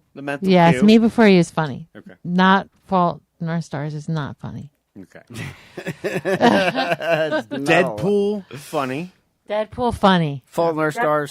Not funny. Very, very funny not at all. funny. Fault in Our Stars breaks. Yeah. Ooh. Deadpool bends. Yeah. Yeah. It's funny. Fault in If Our it, Stars if it breaks in bangs, half. it's funny. Okay. If it breaks. Well, guys, I'm getting the vibe like, first of all, your connection's probably not all that great. You're like, how long do we have to endure this? Listening to these idiots. So what's next? We got the book Which again. you can get on Amazon and anywhere you can get comic books. Many Deaths of Scott Koblish. Barnes and Noble. Regular books. It's a regular book. It's 96 pages. It's got a cover. It's a real book. Actual book. They're all real books. How many trees were killed in the making of this book? But it is not a story, per se. Yeah. Far too many. Far too many. Far too. We did sell out of the first. We did sell out of the first. Yeah, the first print is sold out now. So. Oh, awesome. Yeah. That's exciting. Great. Congratulations. That's great. Yes. Got really excited when we got that news. So. Yeah. Congratulations. That is good. That is great. That's great. Absolutely. And so what's next? So, yeah, what's next for you? Next, I'm still working on comics. So Deadpool 300 came out. The Amazing Spider-Man Renew Your Vows, and James and I are working on something. So, and then James's songs, they hit in June 15th, and then June 22nd to come out on the Marine Snow. And James Jameson has got 10 or 11 songs up on SoundCloud. Oh. So we're just trying to put stuff out. We also are working Excellent. on music together, so that's be Yeah. on the lookout for that too. Ooh, Oh, you that'll play? be fun. Scott, you play? Way more. It's kind of like me walking into the room with Mozart. So like, it's kind of like, little unbalanced, but yeah. What do you play? I play guitar and sing. I don't do much else. She plays everything, so drum. Yeah, they're always piano. annoying. Yeah, we know. Those super talented We know the girls. types. Boys and girls, they're both annoying. Super talented. I'm excited about our comic that we're working on. I'm pretty excited about it. Like, I think it'll work good. I think it's going to be really entertaining and really. Well, we'll definitely have you back when it excited when for it you guys. comes out. Yeah. Absolutely, yeah, of course. Thank you so much. Thanks for having us. Oh, we love having you. It's great. So now, you guys somehow have tapped into the center of the Kevin Smith universe in the Xena bar. I did not even know that was a thing. So you guys said that, and I was like, "Holy shit!" I went to that fucking bar. I know. See, there you go. See, another tale. So now let's hear like all the like the social media where we can find everybody. Yes. On social media. Do you guys have? I know you don't have a TV, but you gotta have social media. We do, yeah. So, you can find me on Twitter and Instagram and Facebook. It's under my name, Scott Koblish. And then, James, where can we find you? Well, mine is my Twitter is James Jameson 88 because some asshole took James Jameson. Gotcha. You didn't go 69, huh? That was taken already. 88 keys on the piano, so. Yeah. Oh, okay. My it's just James Jameson, and then my Facebook is really long. It's Jamie Hodge James Jameson. Long story, but you can pretty much find me under Scott. So okay. So if you find Scott Koblish, you'll be connected. Yes. If you find Scott Koblish, we're in a relationship. So just if you see he's in a relationship, in relationship, his relationship status shows. It better show it. You better have that updated. Yeah, that's been there for a while. I'm looking for the polyamorous setting on there. They don't have one on Twitter? I don't think they do. No. Not Twitter or Facebook? No, not. I mean, I guess you could claim it as your religion. I guess so. Oh, Jedi is my religion. What was that? I'm sorry. My religion is Jedi. Okay, there you go. Okay. I made my own religion. I made it like Ben Franklinism. That could be a religion. You would just say it's complicated. Yes, Yes. of course. Yes. That's how you say that. Isn't that that's your relationship status? Oh, it's complicated. Yeah.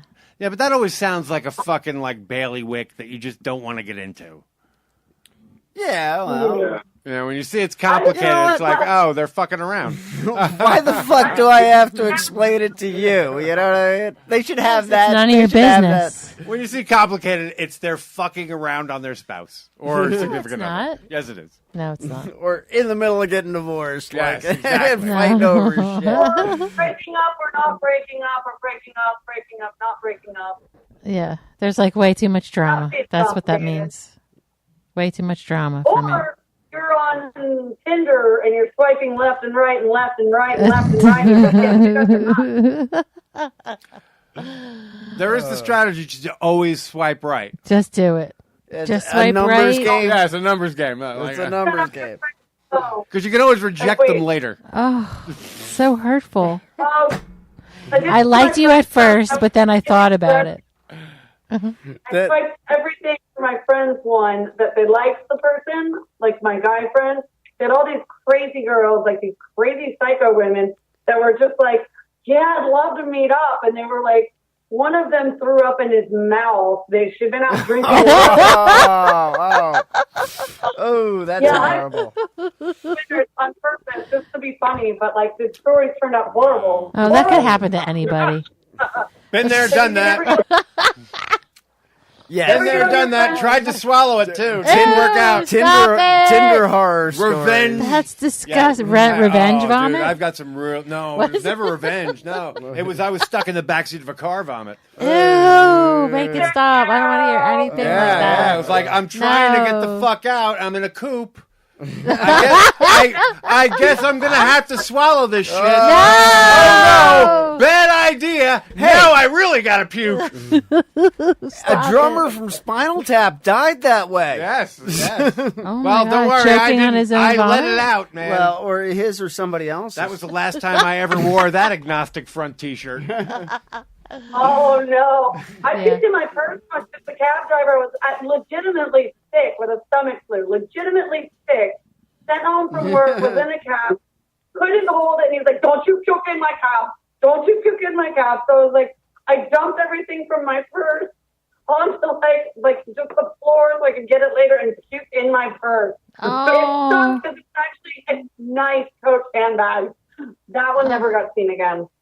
Oh, I just mean cab driver. I just remember my poor friend named Lou, who was in the front seat. Like, he finally turned around for me, like, banging on the back of his seat, only to have me literally puke in his face. Ew. Like, spray That's it right out. disgusting. Because I couldn't hold it anymore. It was just like I had no choice. Could you open the window? I guess that's not a good idea. He was either. one of those guys who was very sensitive to puke and So he spit. puked. So he had jumped out of the car, ran off to the side, like we were in a parking lot, like just in the woods, and all you he could hear was for like like- 20 minutes was him going. And I remember him coming out of he came out of the woods for a minute. He's like, I just saw Scott rah, and he had to go back again. I actually worked at a place called the Half King when I first moved to New York, and I was bartending. And this guy just like, he seemed fine, he was talking, and all of a sudden he projectile puked right across the bar all over me, and then just kept talking like nothing. Like nothing happened. I was like, yes, welcome to New York. All right. Yes. Thanks. All right, we got to wind this down because next we'll start talking about Japanese vomit All right, porn. yeah, please don't. Yes. She's great. She's great. Scott, we don't need you anymore to call in. We can just listen. We found the better guest. Stories. 5300 ties in with all the vomit. So, yeah. Was there a vomit death in your book? I don't recall seeing one. You could have slipped and slid in your own vomit. Off a cliff. They're going to save something for the sequel. Yes. So. There's many more deaths. No, well, wouldn't you do like Many Lives? The Many Lives or something like there you that. go. Oh, how Many gay. The Many lives. Reverse. How gay. We'll do the many inspirational Hey, I can say that quotes word. of Scott I'm Koblish. I can use that term. I would read that. Well, okay. We very much appreciate you guys being on. Now that we're just accused of a gay idea. I gotta go. Thank you for having us. Thank you. It was so nice meeting you. Much. I look forward James, to the it was nice meeting to you. the many pukes of Scott Koblish. The many pukes. Hey, there might be the many food. We were just inspired by a book of what your food can tell you. There you go. Food interpretations. Yeah, you start reading your future through your vomit. Vomit on this tea paper. leaves. Yes, exactly. I see your future. From these Cheerios, I can tell there's strife. I can tell where you've been. Thanks so much, guys. Yeah. We look forward to having you back on. This has been so much fun. Yeah, it was a lot of fun. Yeah, thank you. All right, everybody. Thank you. Scott Koblish and James Jamerson. Jameson, yeah. Jameson. Jameson, sorry. I said more like the drinks. Drinking during this podcast. I wasn't told I could.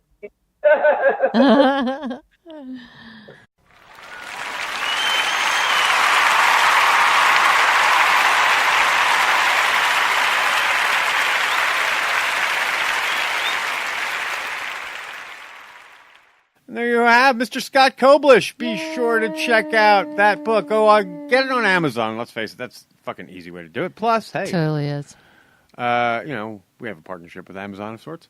So check it out there. And that's The Many Deaths of Scott Koblish, available now. And you can go to our website and click on stuff there, too. Yes, and check out James's stuff on SoundCloud. I don't have that address off the top of my head, but if you wind back the show, I'm sure you can lift it right off of what she said.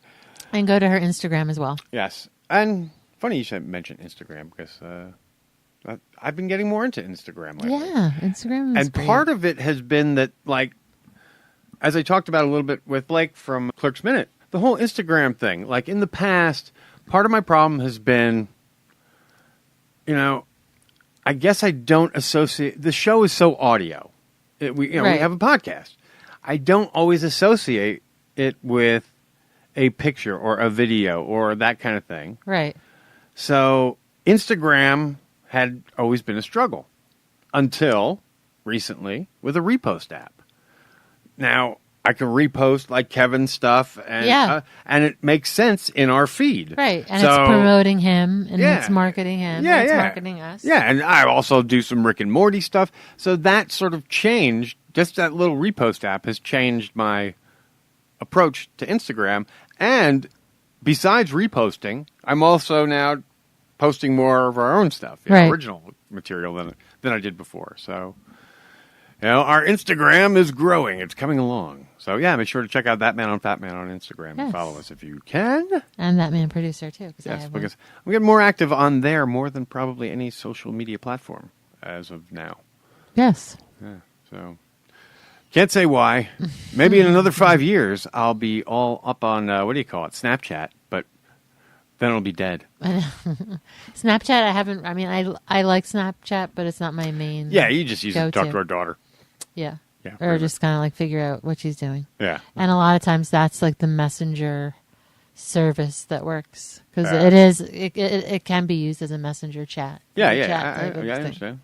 That's what it's supposed to be used for, and then the message disappears, though. Yes. It's so you can get those, hookups, and your parents can't find them. Yeah. Which... Parents can't find them, just leave them around. Oh, my God. Ooh. I want to give a shout-out to a podcast, actually. I actually did a little chatting with the host, and I just find it interesting. Again, this is one of those fucking genius ideas I kick myself for not coming up with. And the podcast is, I think it's Sex Chat with My Mom, or Sex Talk with My Mom. I love that. It's essentially, a guy, he's like a younger guy who's online, who has a podcast, and they talk sex, and it's he hosts with his mom. That's so great. Yeah, because it's, there's a certain awkwardness to it and a certain, so. Well, and there's like a wow, like that's... Yeah. Great to be able to imagine all the things that Yeah, so you could have done that. You could have been doing that with Cameron. Yeah, he's still young. Ahead of the curve. I think he's a little older. Yeah, I think the guy in the podcast is a little older. He beat you to it. He did. Again, that pisses me off. That's like that. It is. What is it? The movie the Taiki Wakiki did. About the vampires. Essentially. Yeah. Vampires meet real world. Oh yeah. Boom! You got a fucking movie. Right. Well, check out that. What is that podcast called? Sex with My Mom? I think it's Sex Chat with My Mom. Sex Talk with My Mom. No. It's not. Yeah, it's not Sex Chat. Or with Talking my mom. Sex with My Mom. I think it's what it. Talking Sex with My Mom. I think is what it's called. Yeah. That's a whole different show. Yeah.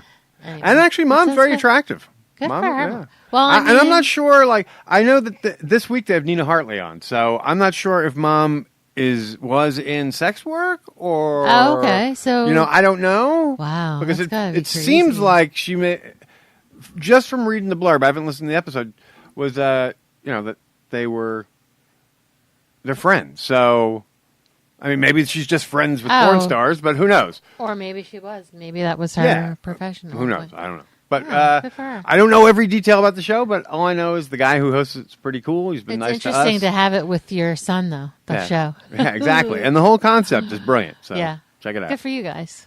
Check it out. Anyway, I guess we should get the flock out of here, right? We're done with the show. We had the guest segment. We had the news segment. Yeah. Anyway, all right. Well, I guess we can get out of here this week. Yes. Hey, another week under our belt. A dirty dozen of season 5. Wow. Yep. And we'll have another one next week. Yep. Yay. All right, guys. We'll have a nice holiday weekend. Yeah, that's right. This is Memorial Day weekend. Yeah. We're going to try and get this out nice and early on the Sunday. I know we haven't done that in a while. But right. You'll get it before the actual Memorial Day. Yes. The only thing we actually need to do at this point is record with Danielle Ryan. Yeah, and that will even though you've heard those intros and they were fascinating, but what you don't know is we hadn't actually recorded with Danielle yet when we recorded this. Yeah, and that's already been worked out. We have to insert her. Yes, into us.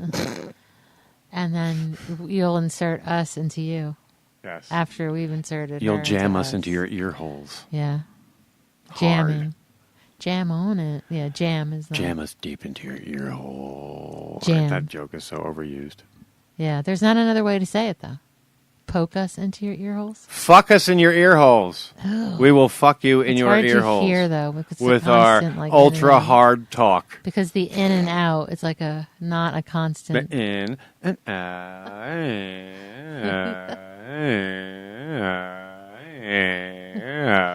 Oh my God, make that stop. No.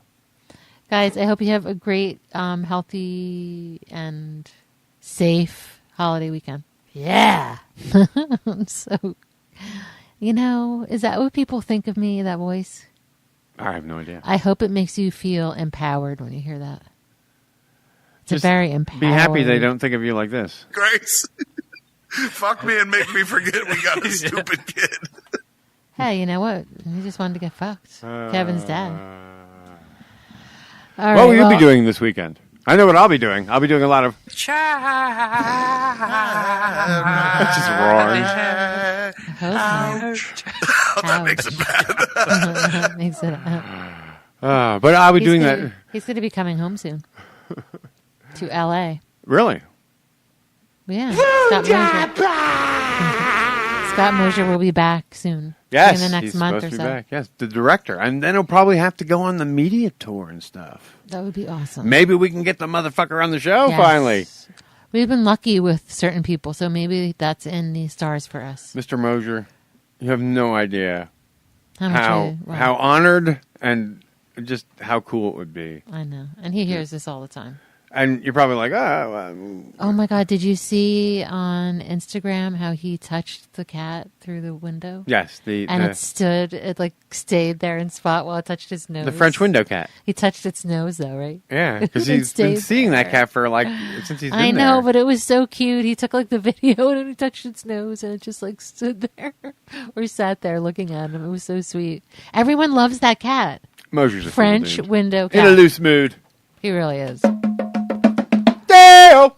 It makes you want to play the bongos every time you think of Scott Deo! And then for some reason... Daylight come and we want to end the show! And then for some reason I start thinking of Matt McConaughey with the bongos. I don't know. Well, let me say. Oh my God! Did you guys see A donut The in its most wholesome of appearances. What is that show? the Snoop Dogg show. It's fucking Joker's Wild. Yeah, guys, Yes, we've been you checking should out watch Joker's it. Wild. I enjoy it. And Andy writes for it. Yes, so you'll be you should supporting support Andy. it, if only for You that. Really should. Because It's hilarious. Education Andy is a writer Yeah. as of season 2, which Snoop Dogg is those great. shows are dropping. Yeah.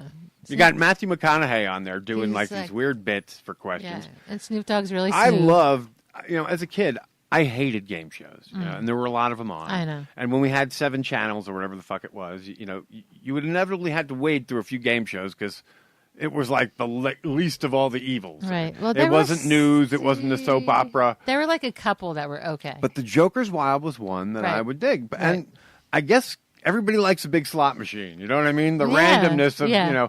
pull the lever and see what you Right. get. So, that was one of the ones I like. And now that it's back, and it's back with fucking Snoop Dogg. Snoop Dogg's great. It's being filmed in Vegas. Yeah, he's And it's just a hoot and a holler. Yeah. It's just fun. It's a hoot and a holler, guys. It's not the original show No. because it is Snoop Dogg presents, Yeah. the Joker's Wild. Snoop Dogg is very. He's like, got a very chill. good lawyer because his name is billed over the fucking over the name of the show. It's great. Yeah. I love it. But yeah, we're enjoying it. So check that out too. Yeah. And if you're in Vegas, maybe you can go see Yeah. it live. I'd like to be on it. Yeah, I want to be see on if you can get in the show. audience. No. I want to play it. I want to be on the show. I wonder if fucking. That would be so I wonder much if McElfresh has to spend time in Vegas. We didn't even think to ask him Oh my God, that would right. because he's a writer. If Yeah. if he's an on-set writer, then he needs to be there when they record. So Yeah, but they might only do. Well, that's true. That's true. Yeah. I mean, I don't know how they do it. If they do Yeah. a whole block of shows. That's an interesting thing These to are all ask him questions next we time. could have asked him. Yeah, we'll ask Andy, him next time. we have questions. Damn. But we love the show. It's funny. Yeah. And it's just a break. It's like a mindless fun. And Snoop is incredible. And they just have other celebrities like Matt McConaughey do like bits and stuff. And it's just funny. Yeah. And I like seeing people win. Like the cute girl the other day won like so much money. She won like $300,000 or something crazy. And if you would like to know more about Mr. Andrew McElfresh of Edumacation, you can go back to show 5-1, I believe, of Yes. the season. We kicked it off with a little Edumacation, Andy. Right, and it's so easy to remember. 'cause And he was check the out first his show. book. And check out his book, Edumacation, which right. is available Everywhere. also on Amazon. So you can get the Everywhere. Scott Koblish book, and you Yep. can get the Andy McElfresh book. You can learn about science, and you have a great they're both good bathroom books, actually. They really are. Yeah. Although Scott Koblish's may be a little easier because it's pictures and no words. Mm-hmm. Yeah, because Edumacation is a chapter book. Yes, you have to read it. Yeah, it does require reading. And then But it's one of those books that you someone- can just like open up anywhere. Oh, God, yeah. Yeah. Because the way the articles are laid out. We do have a copy. Yes. And we're enjoying it. Yes, and it's signed by Kevin. Now we just need it signed by Andy. Yes. We might have to get to Cali, but Hey! maybe they'll do an Edumacation in New York, maybe. Yeah. Or Philly or something like that. It would be nice if That they would be came great. west, motherfucker. Or east. They come east. Came east. Yeah, well, he comes east. Yeah. Right, come east as east as Las Vegas, apparently. But we would love to. But we got to head out west. We've been talking about it. We've been teasing about it. I know. But we need to make that happen. Right. Make it a thing. Yes.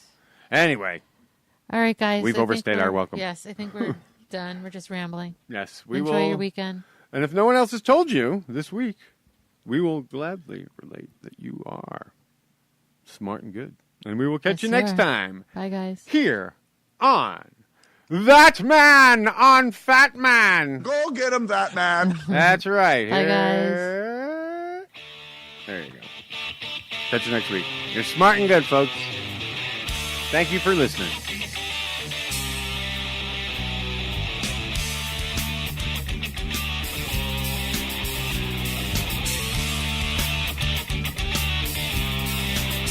Lying on the barren floor and staring out in space, looking for an angel smile and praying for some faith. Thoughts are drifting through my mind and filling it with fear. Is there something else out there, and just why are we here?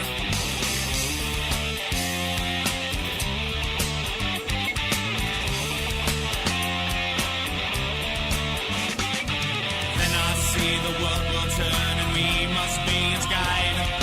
Crazy dreams and nonsense schemes, gone comes we must reply. Powers from our mother earth, they'll blow us to our knees. While our souls do bind as one, come join us if you please, if you please. Ooh-ah.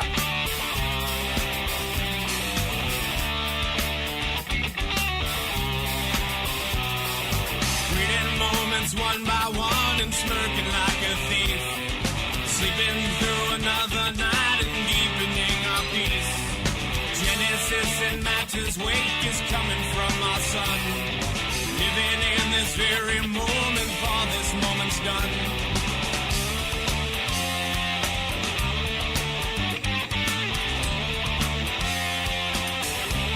But now I see the dawn will come and we are all its guide.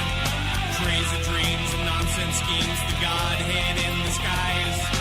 Powers from our mother earth is all we'll ever be. All our souls do bind as one, come join us if you please, if you please. That Man on Fat Man. Ooh-ah.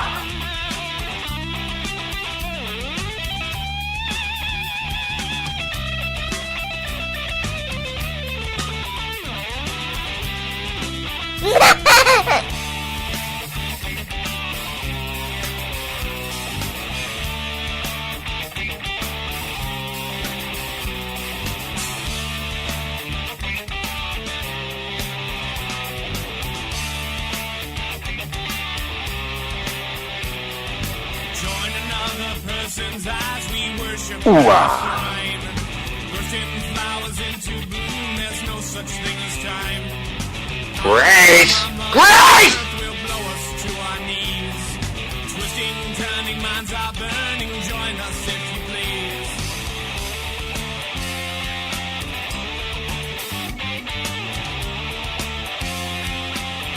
What is what's a Wookiee? What is this drink? What's a storm? What now? Trooper, pooper, trooper. What's this, Brace?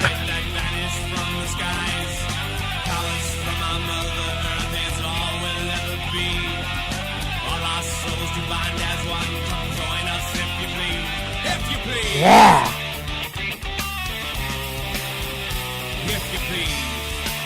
Yeah. Yeah.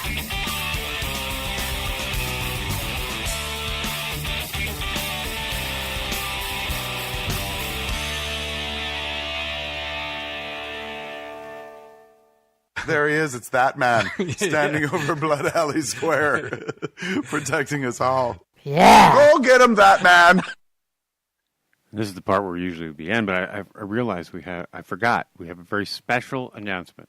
That's right, a very special announcement.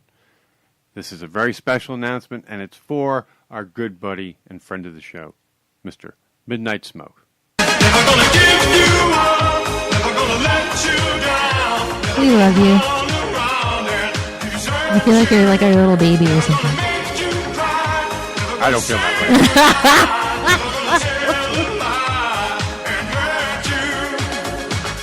Go get him, that man.